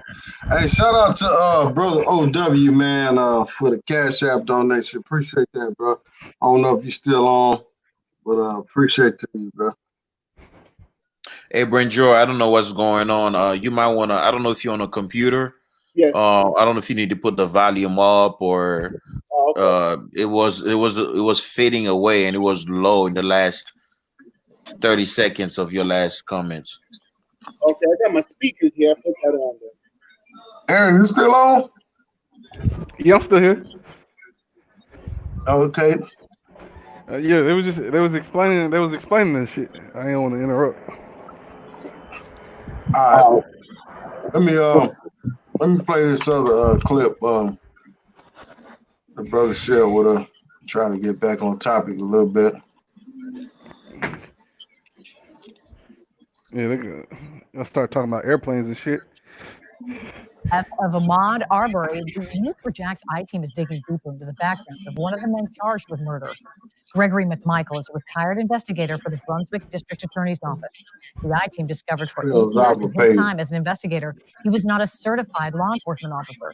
Now the policy agency that accredits who suspended them is speaking exclusively with News4Jax I-team investigator Kelly Wiley about what this means. The executive director of Georgia Post says for 8 years of Greg McMichael's time here as chief investigator, he had as much authority to arrest someone as an average citizen. Multiple attorneys tell me the severity depends on how many cases he touched. One of the men seen in the bed of a truck is a former investigator for the Brunswick Attorney's Office. Gregory McMichael has been the chief investigator under DA Jackie Johnson for more than 20 years. Personnel records from 2014 show for at least 8 years, McMichael was acting as an investigator with no arrest powers due to a lack of training. The executive director of Georgia's Peace Officer Standards and Training Council, Mike Ayers, says it means he couldn't apply for orders of arrest warrants, search warrants, or conduct arrests under the color of the law. Essentially, that individual at that point in time has no more authority to exercise restraint or control over another individual than any other citizen would have. Attorney Gene Nichols says there are big implications for this revelation. So what I think we're going to see, if we haven't already seen it already, is all of these defendants who, if he was involved in their case, all are going to have the right to come back into court and say, wait a minute, I want my case looked at again because he was involved with it and he had no lawful authority to do what he was doing. A lot of it's going to depend upon how much involvement he had in each one of the cases. A letter in McMichael's personnel records states the office learned McMichael was behind on his training hours in April of 2014. The memo states he knew he was behind on hours, but recently discovered he had not had arrest powers since 2006. It had been 8 years. A staff member wrote, until his arrest powers are restored, he has to hand over his badge, any identification cards identifying him as a deputy sheriff or district attorney's office investigator, and his department-issued firearm. After the revelation, McMichael went before the Georgia Post Council and was granted a waiver, allowing him to stay on as a full-time investigator. His boss, DA Jackie Johnson, spoke in front of the council on his behalf, writing in a letter that the situation had, quote, negatively impacted my office. Personnel files show McMichael for years was behind on governor-mandated training hours for de-escalation, community-oriented policing, and use of force. Those particular classes are critically important, especially when you look at terms like situations like de-escalation. How do you keep a situation from getting out of hand, which is potentially what you're looking at specifically in this situation. Now, at that point in time, they were not acting as law enforcement officers, but had he been a law enforcement officer at that time, de-escalation training certainly speaks to that whole issue. Another interesting aspect to this is how it happened. Greg McMichael in his personnel file said that he had not known that he was without these arrest powers for this period of time. When we spoke to the executive director, he said at that period of time that we're talking about, it wasn't an uncommon issue. Agencies and officers themselves, they had the responsibility of keeping track of their training. Since Georgia Post has created a new system where they do yearly audits and they send out notification to officers as soon as they are now suspended. Now, we have reached out to the District Attorney Johnson's office again about this issue. Specifically, we were wondering how many cases this could potentially impact. We have yet to hear back. Reporting in Brunswick, Kelly. So this motherfucker don't even have arrest powers. And a lot of the cases he probably arrested people, they gonna fucking throw that shit out, man. I mean, this guy shouldn't be nowhere near anybody trying to do any citizen's arrest, any type of. He ain't even qualified. He probably can't even read, man. Well, let me. Can I rectify something for you, Rich? Hold on, let me pay the bills real quick.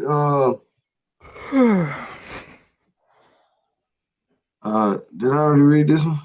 Yeah, you already did. Yeah. All right. Shout out to Edward Jones, by the way. Delta has a stronger balance sheet. You already did read that one. Okay, all right. I thought I seen a new one up, but that one. Delta has more total assets than American. Investors aren't paying twice for Delta stock price compared to American for nothing. And another thing. What you guys say about that, CJ?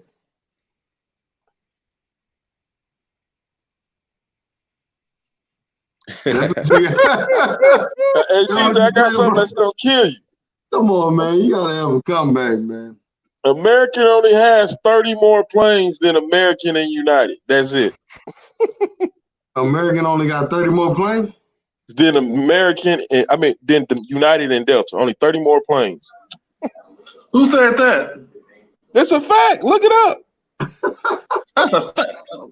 Okay. Look it up. Okay. Didn't let me ask you guys this? Didn't with the merger of U.S. Airways and American look it up. I'm not lying to you. 30 planes. Okay. Oh, okay. It was U.S. Airways they merged with. Yeah, that's it. And U.S. Airways run the East Coast. They run the East Coast, so I don't. I'm not lying to you, man. Even with Delta on the East Coast, U.S. Air ran the East Coast. It don't matter. It's only 30 planes. All right, check it out. Can we get back to the video response? Anybody want to respond? Yeah, I'm just trying to stay on topic right now, man. It's all good. Yeah, Rich, I wanted to rectify one thing because it's not that you're wrong, but let's not forget this guy, he was not a detective like a police officer that became a detective. He was only an investigator, right? He was only an investigator. His certification was out. You know, that's if I hope I'm not wrong. What's the difference? I'm sorry. I'm just coming from a. I mean, an investigator is not a detective though. But is he a police officer? I'm not sure. Is he a police? I mean, he's probably got a badge to identify himself They as an say he was a sheriff. investigator. It reminds me of the Trayvon Martin case so much, man. Because remember, George Zimmerman was just the neighborhood watchman. Exactly. But even though he's this guy here that just killed Arbery, it was closer to the legal realm than George Zimmerman. He was more legal, but it's just that his certification, you're supposed to keep your certification up to date. And for 8 years, his investigative license certification wasn't up. No, they said that shit expired in 2002 or 2006. Yeah, a long time ago. Yeah. Yeah, and then the DA is going to be in trouble for that. I mean, well, she's already in trouble for that.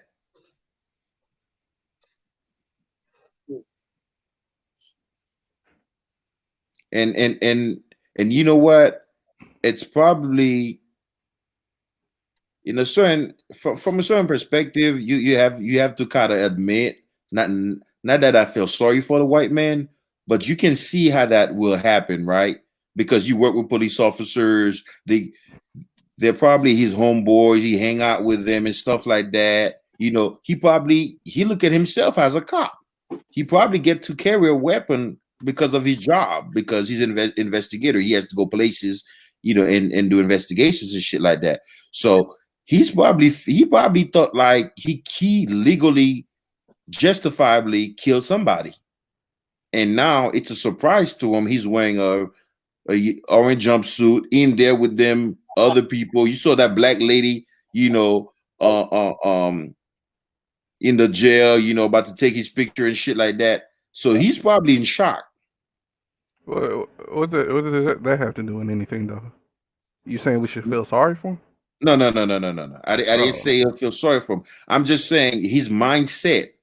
You know how you do something, you probably think you're correct. Come to find out, this a whole different scale of things, though, man. This ain't the same kind of scale as. Oh shit! I thought I was right about the number of airplanes, but I was wrong about the number of airplanes. Now this nigga, they shot him, killed his ass. No. He thought he did some. He thought he didn't do anything wrong. Man, you kill anybody, your heart gonna race. No. You guys don't understand what I'm saying. You guys don't understand what I'm saying. He thought he acted correctly. You see how they hooked him up. The DA lady hooked him up and everything. Now it's a big surprise to him. He found himself in jail. You play stupid games, you get stupid rewards. But karma gets everybody. So I don't know what the hell we talking about. Karma gets everybody. You know what I'm saying? Yeah. That's why I watch how I treat people. I don't try to do nobody or treat everybody the same. I want to be treated. Because you do somebody wrong, it's gonna come back to you. Mm-hmm. Yeah. Well. I mean, he'll be locked up with a whole bunch of brothers. Ain't nothing but niggas locked up in Georgia prison. So true. Good luck. True. And that's exactly what I was saying, right? Imagine you used to be on the other side, right? Now you find yourself in jail with these niggas. Hopefully, and everybody know who he is. He probably in a private cell anyway. Him and his son probably in the same cell together, and they got their own private cell. Yeah, hopefully he get raped in jail. Damn, Rich. What the fuck? I mean, do you think brutal?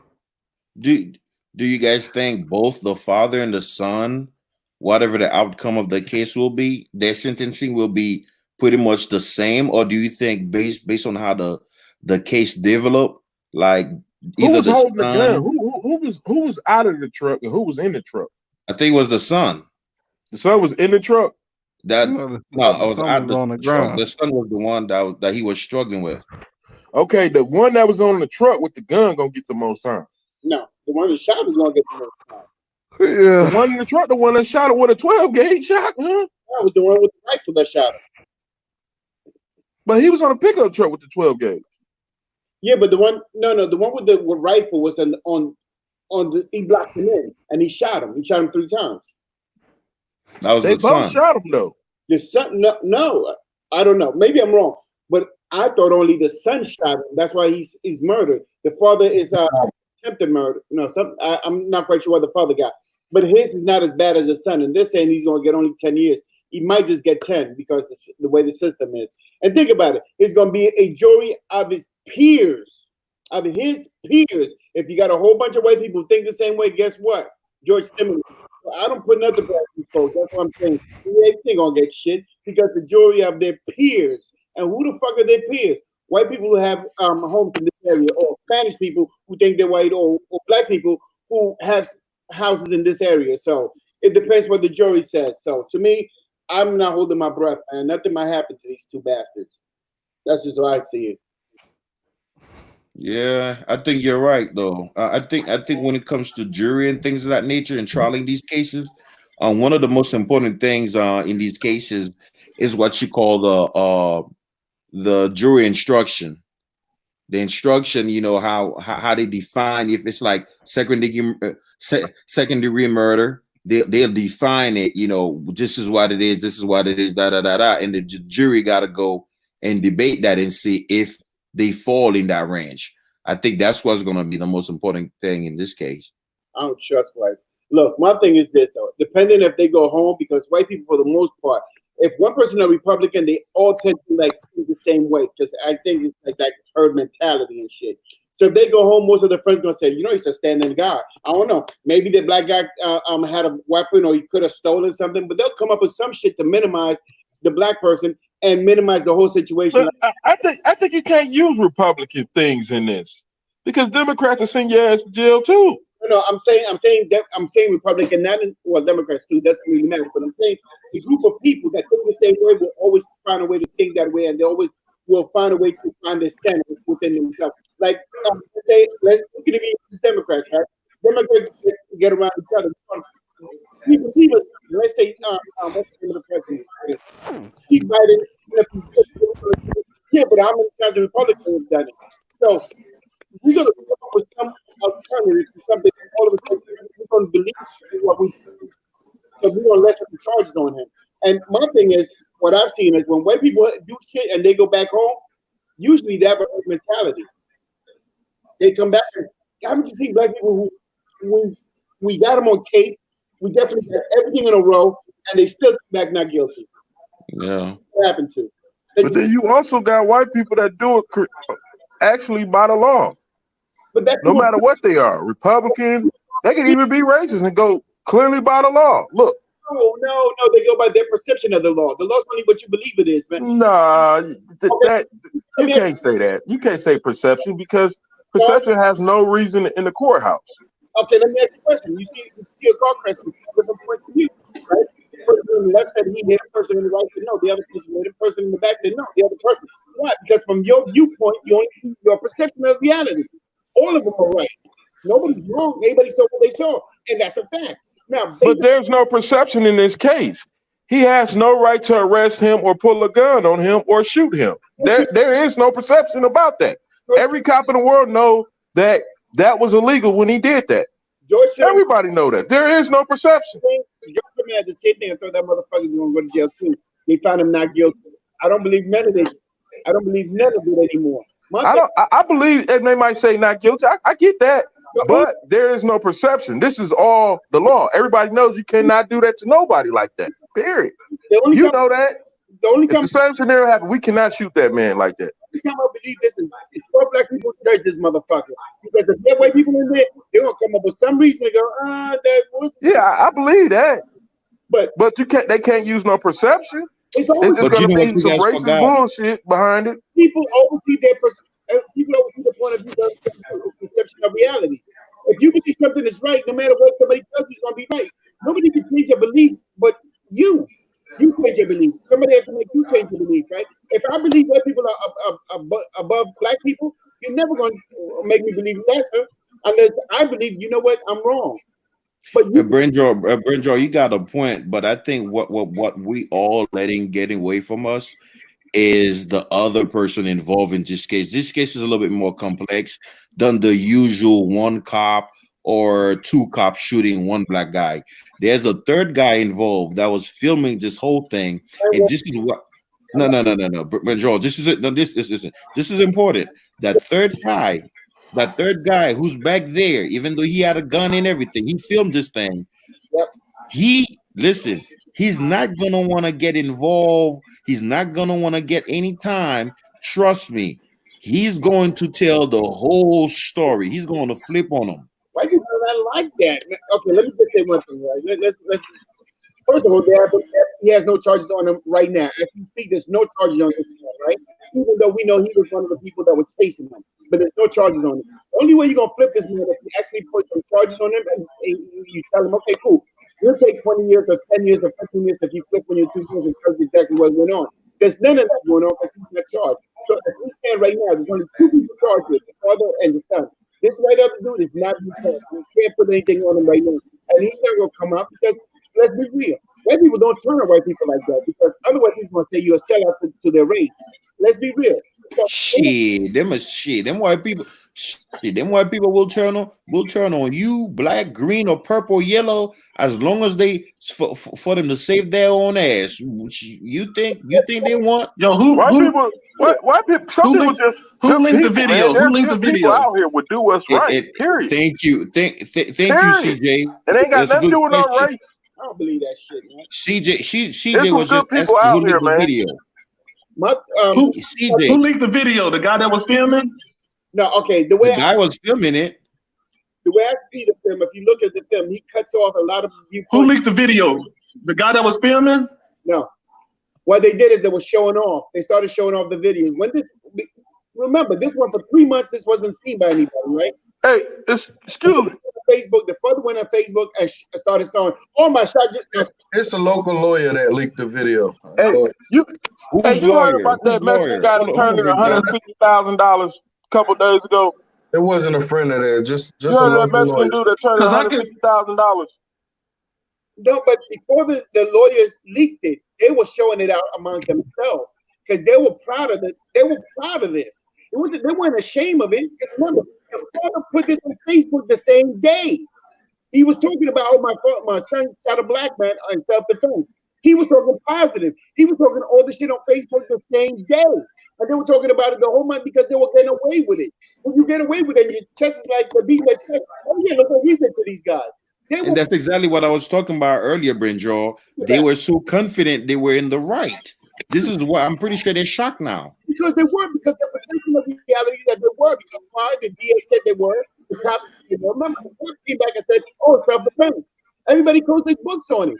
So therefore, they weren't perception of reality. Like I'm telling my man right here, perception of reality. If the DA said there's nothing wrong, that's a perception of reality. That's his fault. And therefore, nobody did nothing about it. Because if not, they would have done something for the last 3 months. But somebody said no. Oh no, it's self-defense. Perception of reality to them. No. It could have been perception because if it was perception, she would have put it up to a grand jury to deliberate on it. What I'm saying, for 3 months, nobody did nothing, right? For 3 months, they shut it down. They said this man was a self-defense. So that's perception of reality. That means somebody looked at this and said the evidence does not fit, right? These people did not do anything wrong. Even though they saw that it was wrong, they said, no, these people did nothing wrong. That's what the official thing. The DA said, there's not no evidence to prison these guys. Let them prove, right? Perception of reality. This is the same evidence we're looking at now and came to a different conclusion because that's their perception of reality. White people think this, but we can hide it all day. For 3 months, they told these people that they were free and they did nothing wrong. That's a fact. That's the perception of reality.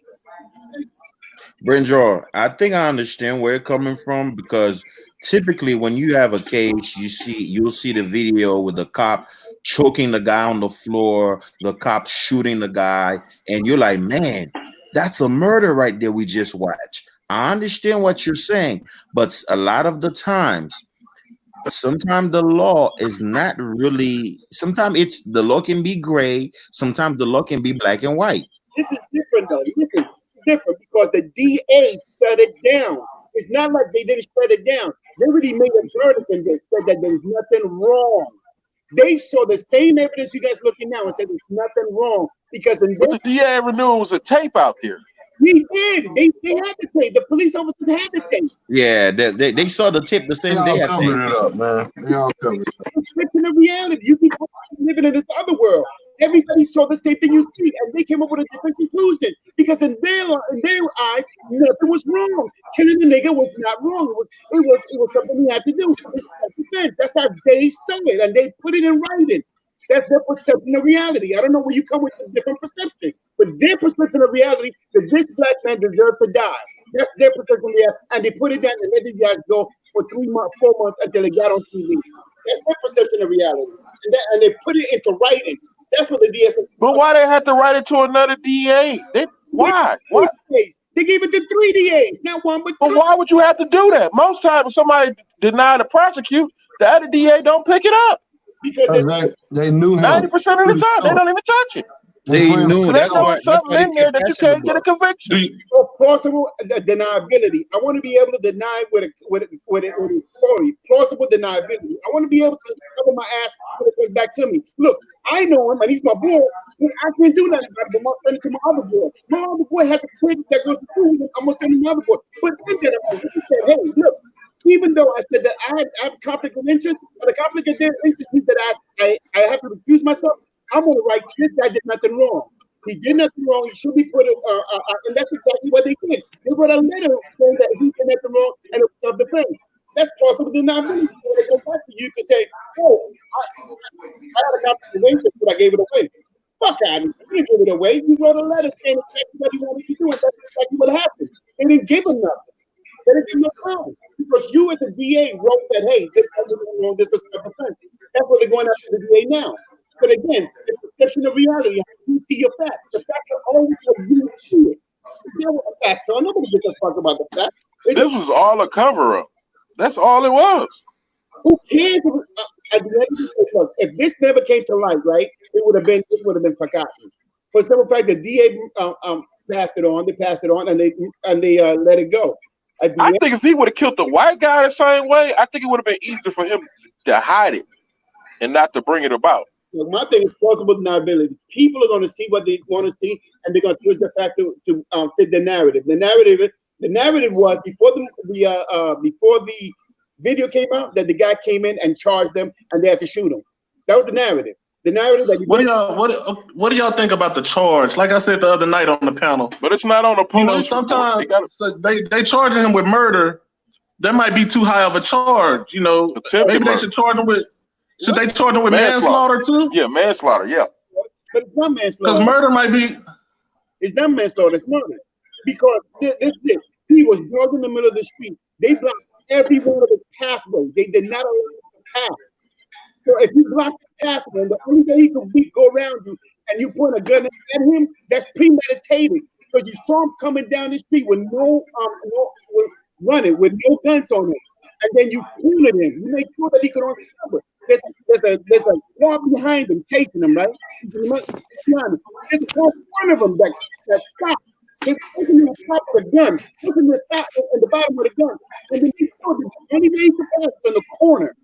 You cornered him. At that point, two things you can do: fight or flight. The other fight, either fight or you fight. He's already running, so he can't run any faster on his doing. So there's only one thing he can do is fight, because that's your reflex: fight or flight. Anybody ever heard of it? Fight or flight reflex. You're only going to do two things. He's already running. There's no way for him to go because he's cornered. The only thing he could do is go for the gun. And the only thing, and I would do too, let me go blazing. But he grabbed for the gun and he got shot and he got killed. But at the end of the day, what precipitated that? Precipitated that he was running, he was giving you no harm. You weren't chasing him. You didn't have nothing stolen. he was just running, and you make sure that you boxed him in, and you didn't even give him a chance. You didn't ask him what he was doing, and even if you did, you're not a cop. Why are you boxing him in? It's murder. You have a gun. Why do you have to point at him?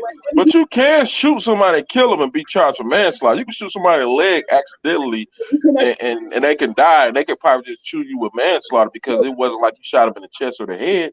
Look. Did they wait for him? Let me ask you a question. Did they wait for him with guns? Yeah. Premeditated. That sounds like But what I'm saying is, a lot of time with cops, if they go for murder, a lot of time the cops don't go to jail for murder. So at least get them on manslaughter. Look, let that motherfucker stand there for 10 years. He gonna feel like 50 if he a cop. You can't say that. They're not cops. If I was tall, if I was richer. But I'm just saying. If it's never happened, you can't use if it's never happened. Let me give you an example. George Zimmerman was charged with murder, right? Was he charged with murder or attempted murder? Just say he was charged with murder, right? Yeah. Just say we changed it. We said we're just gonna charge him with manslaughter, right? The most he can get 12, 15 years. Just say they convicted him on that, right? Would that been better than him not getting any time at all, being charged for murder for life? Let me answer this. You're right, bro. Reportedly, that was the biggest problem with the George Zimmerman case because the charges the DA messed up. They went too high. I don't think so. But the reason they did that was because there was no cameras. If there was no cameras, this guy would be free. There was no cameras in the George Zimmerman. If there was a camera, it would be completely different. But dealing with two different stories. They the same, but they're both proof, though. Let's not deal with that. We're dealing with this thing where there's a camera. We can see what happened. George Zimmerman, there's no camera, so we can't talk about George Zimmerman when there's no camera. You can't see what happened. But here we could. So we could judge on his merit. The merit is that this man is running down the street in the middle of the street, posing no harm to you. He hasn't stolen anything from you. He hasn't walked out your head, and he hasn't even disrespected you. He doesn't even know your name. He's running down the street. What do you have to put that gun in his face? You can't justify that. What we trying to say is when you overcharge, you usually get not guilty. If we would have got George Zimmerman on manslaughter, them 10 years would have felt like 50 years. But y'all forgetting that the criminal justice system is designed different for white people. You guys are forgetting that. Thank you, CJ. When they did all these laws and stuff, it was way back in the 40s and 50s, man. You know what I'm saying? So these guys could get off. They could get number 5 or 10 years. Based upon look at Amber Geiger. She walked into that guy's apartment and shot him while he was in there eating ice cream in his pajamas. How many years she get? She got 10 years, but she's gonna do 5 for good behavior. She's gonna be out in 5 years. She walked in that man's house and gunned him down and got only 10 years. And that was black people on the jury. I ain't understand that. I hate to say this. I think cops only gonna get 10 years from now on for killing black people. Instead of not getting anything at all, they're just gonna undercharge them to like manslaughter and give them 10 years. Well, you got that one. Bro. Why you say well, now? Tim, you got that one white guy. He got 15 years. Same place, Dallas, Metro Dallas. He shot a black dude. I don't know if y'all remember. It was a young black boy, about 15 years old. They was driving away from a party. He shot in the car, killed the young black man. He got 15 years. But you know, I know some cops in Milwaukee a long time ago. They stuck a plunger in a dude's ass and busted his eardrum. 4 of them, they each got like 15, 20 years apiece, and they got charged with the feds. First, they beat the state case, then the feds came and got him. Yeah, I remember that. That was the he was in jail. He was in the it was the cops, the 4 cops. He went over a cop party and they beat him up. He was mixed and they beat him up, stuck a plunger in his ass, busted his eardrum. They got like 15, 20 years apiece, like 4 of them in federal prison. Let's do this right real quick, because you like this right? Let me ask the question. If everyone here was black, these people would have got probably life in jail. Forget that they're white. Let's be everybody black on black crime and shoot a 25 to life. Because we can judge different. Anything you put black and black, now these 2 cops or people were black, it would have been 25 years. We wouldn't be talking because automatically would have been animals. The thing is this though. When a white person has a rifle on them, he's a law-abiding citizen. When a black person has a gun or a rifle on them, he's a thug. No matter how you cut it. So perception of reality and the way people skew the law differently for us than anybody else. And if we look at it completely different, it's like you're skewing things. My thing with this whole thing is going to be, who are the jury? What are the jury? Are the jury going to be sequestered, or they're going to be able to go home? Because if they go home, white people going to get in their ear, guy. You know, he's really not a bad guy. He's really a guy. He did 30 years in the law enforcement. I mean, really hasn't done anything. And this guy really, for all we know, he could be a shoplifter or whatnot. You don't know what these people are going to put in the jury's head when they go home. But at the end of the day, my thing is going to be, look at the jury. If the jury has predominantly white, I don't see this guy going nowhere but 10 years. I'm just straight up. That's what my belief is. I don't trust juries. Except it's an all-white jury. Because look where he's at. He's in Georgia, in the country, with country folks. You think country white folks don't hang these guys or give them 10 years? Man, get out of here, man. I think so. I mean, they no different than any other places. Cops get off everywhere. New York, New Jersey, wherever. It don't matter if you south, north, east, west California. Look at Rodney King. Them ain't no hillbillies. Them rich and flowing white people. They got them off. You saying country white folks really wouldn't take care of another country white folks when it comes to white folks between? What I'm saying, all these white folks the same. If you just look at all over the United States with cop incidents, Rodney King, them wasn't no country white folks. Them was affluent. Most likely probably lived in Orange County. I think they changed the area with the Rodney King riots to a rich, affluent white area. Yeah. So that's a different demographic of white people. You can go to New York, New Jersey, every state that had these cop issues, the same results. So what are you saying? They're no different than Midwest white people, West Coast, Mountain Range white people, East Coast, thick New York accent white people. It's the same, just like Eric Garner. So you saying because they white hillbilly, they're more racist? No, because you look at the proof, it's the same results. All right. Well, my thing is this. You put an apple to oranges that are completely different. For me, in my perception of reality, white people have a tendency to stick together. They were the one hanging people. They were the one taking care of people and putting the Jim Crow shit together, right? But if you don't think they hang out together and they will stick for their own, then that's cool. I understand. I'm not going to change your mind. I'm not trying to. But as far as I'm concerned, if I see 10 white jury in that motherfucker, I'm going to say this motherfucker is innocent. If they put 10 white juries in there, or maybe put one token nigga in there, he's walking. That's just me. I don't think that. I think you can get a conviction with an all-white jury. Think that shit. I said 10 country folks that everyone. Hell no. I think the charge is going to be too high. I think because the young, manslaughter is. I think it's going to go. It's going to be a manslaughter charge, but that murder charge, it ain't going to stick, man, because he grabbed for the gun. And that's probably what I would have done. You know, he's going off his first instinct. He sees somebody pointing a shotgun at him. He's trying to get the shotgun out of his hand. So it's probably going to be a manslaughter charge because he reached for that gun, man. Why did he reach for the gun? Because it was pointed at him. Look, the reason. That's what I said. Hold up. The reason, look, he was running. They put him into a corner. He had to go behind the car. When he came out of the car, the guy was pointing a gun at him. At that point in time, it no longer became just a run. It became a run for his life. So he can't reach for the gun because he's fighting for his life. If a man comes out to you, what you don't know, never met, and puts a gun to your face, you have a right to defend yourself by any means necessary at that point. At the point that they put a gun in his face, he had a right to reach for the gun because now he's fighting for his life. Am I wrong? Because you're right. If I don't know you and you put a gun to me and I've done nothing to you, and you put a gun to me within 2 to 3 feet from me, I have a right to fight you for my life. Therefore, that is a murder. But you can't buy into an all-white jury because you can't really buy into that. You can only brandish a weapon if this was a felon, like if he would have robbed a bank, or something like that. Now you got the right to use deadly force to stop him. But he got to be inside the bank. A misdemeanor, you didn't see him commit a crime, running out of the house. You don't have a right to draw down on him with a gun. That's how the stand your ground, self-defense shit works. That person has to have shot somebody. That's the only way you could just come at them with a gun. This what you gotta look at. We gotta do somebody gotta do the research. We gotta be like, look, a cop or a white man killed a black man with an all-white jury.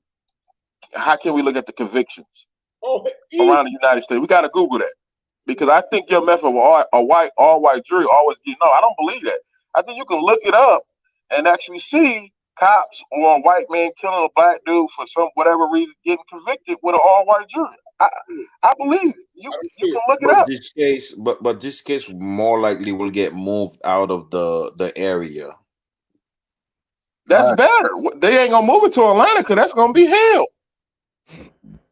I know they want it moved though. They're not gonna move it to Atlanta. And It's gonna they be hell in actually Atlanta.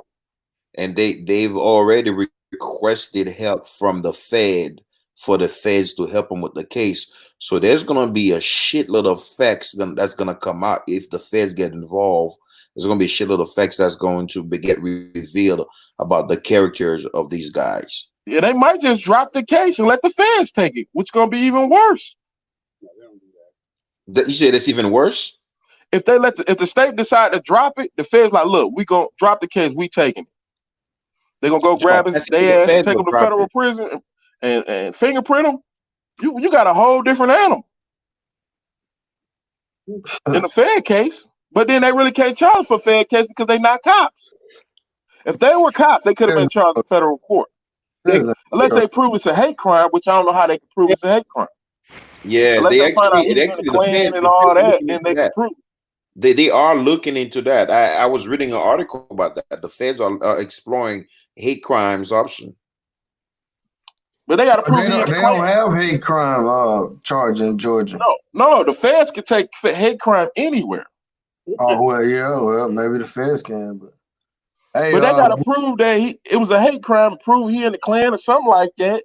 But that's the only way they can do it. Now, if he was a cop, the feds can come get him right now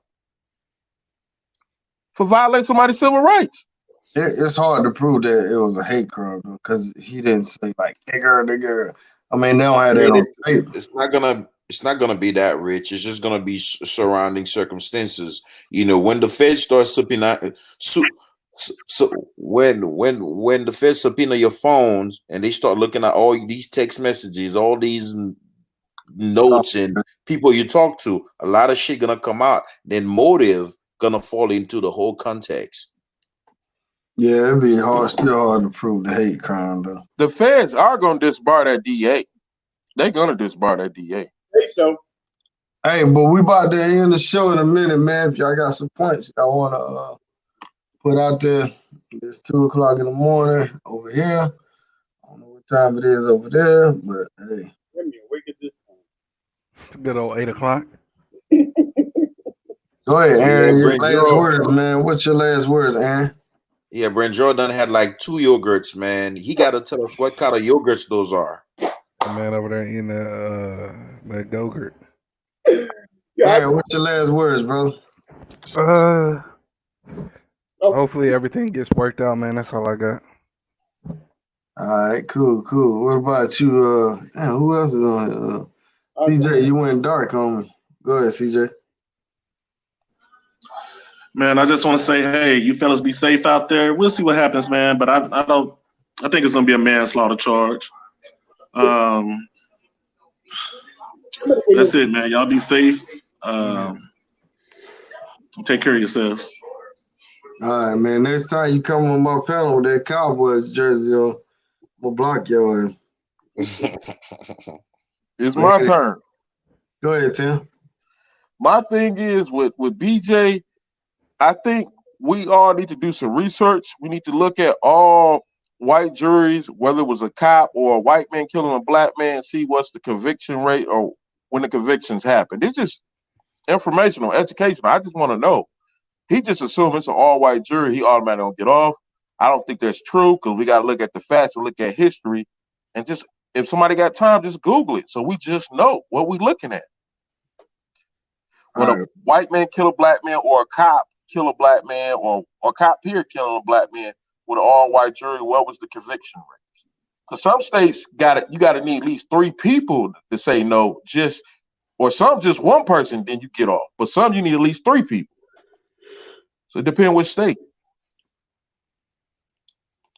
Right. All right. So, Branzor, you want to give your last word? Yeah, Emmett Till died, all white jury, in the 40s, 50s, 60s, 70s. Most black people got strung out or hung or killed or went to electric chair or got years because all white jury told them they were guilty, even though even if they were guilty or not. But that's neither here nor there, man. My thing is this, man. I hope that this gets resolved. I don't know what's going to happen. I hope everything goes well. Hey, it was a pleasure meeting you, Tim. And thanks, Rich, for allowing me to come in here. I will see what it is. I hope that this goes the way. I hope it goes the way it's supposed to be, and we get justice. But I don't hold my breath. I hope for the best, but I plan for the worst. And the worst is having an all-white jury. So I already got my mind. But if we get the best, which will be a mixed jury of jury of his peers, I hope everything turns well. But again, in these situations like this, like I said, with Trayvon Martin and stuff like that, you can't be so into it, and then when it doesn't come out the way we expect it to be, there's a big letdown. My thing is, man, I hope there is some justice, because it does seem like it was a murder for me. But again, what do I know? I'm just a spectator of you guys. It was nice hanging out with you guys. I'm gonna have my third yogurt. I'm going to sleep. Man, you had 2 yogurt, man. You ain't even tell me what kind of yogurt those are. Send me a picture of those yogurt, man, because I want to enjoy some good yogurts too, bro. Yeah, Gino. All right, Mr. Gino, what's your last words, bro? Yeah, I think what Brinjar was saying about white juries and things of that nature, and what CJ Timbo was saying. I mean, I think everybody definitely got a point. I think the case definitely, because they do want to move the case out of the area. More likely they will add a couple of brown faces. They will really try to, especially if they really gonna try to bamboozle it, they might add some brown faces in there. They already put a black DA on it, from a black conservative DA. So there's a lot more that's gonna come about this situation. I think what Floyd, what CJ was saying is right too. They might not end up getting charged for murder. They might end up just getting some time, like 5 to 10 years, like Amber Geiger. I guess at this point, black people, we have to take the little victories. I mean, hey, something is something. Little by little, we'll work on this thing. Right, absolutely. All right, man. Shout out to everybody that came on the panel. Appreciate y'all spending some time on this late night chat on this topic. You know what I'm saying? Yeah, man. So I'm gonna keep y'all updated with the case, man. I know some of y'all. Tim, you were saying you didn't know certain things, man. I got the whole case on my channel, man. You gotta hit the notification button, man.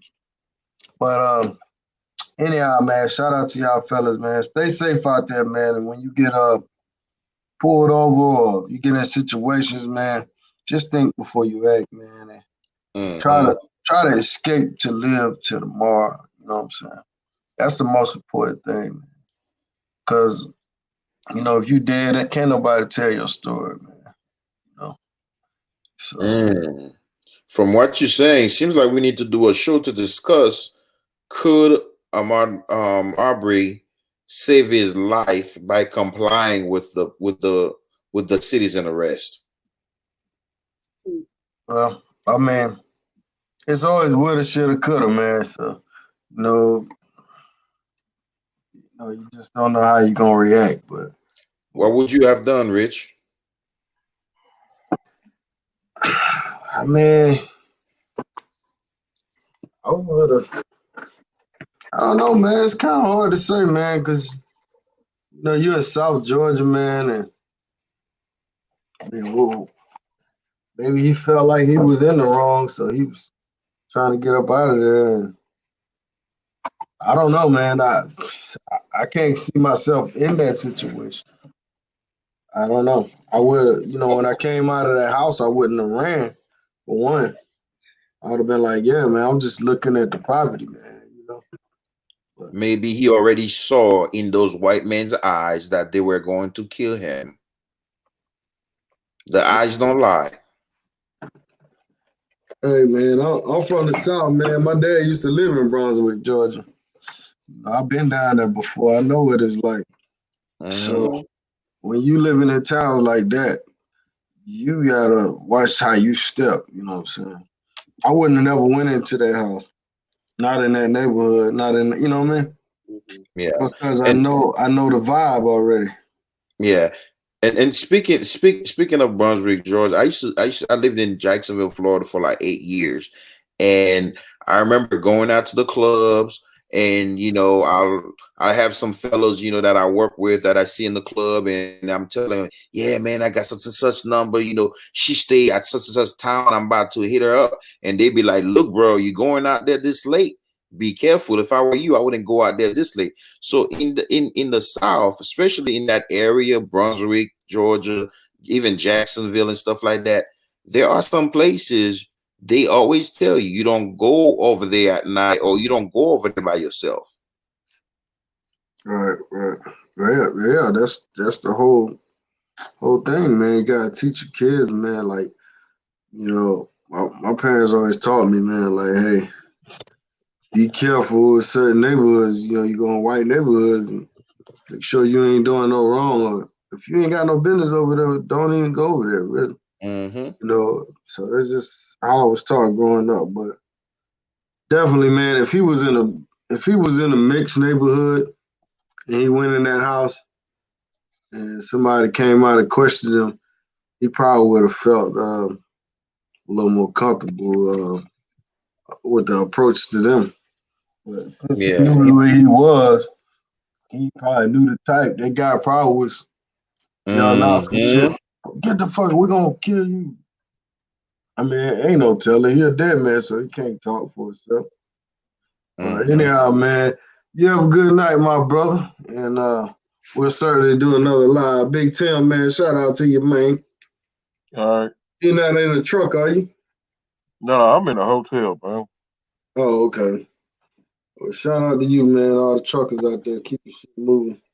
It's a lot of talk about we're gonna run out of food. But as long as I know y'all Negroes are still working, I know we ain't gonna run out of food. So get you some rest, bro. Yeah, be safe out down the road, bro. All right. Good night, good morning, fellas. Peace. Peace.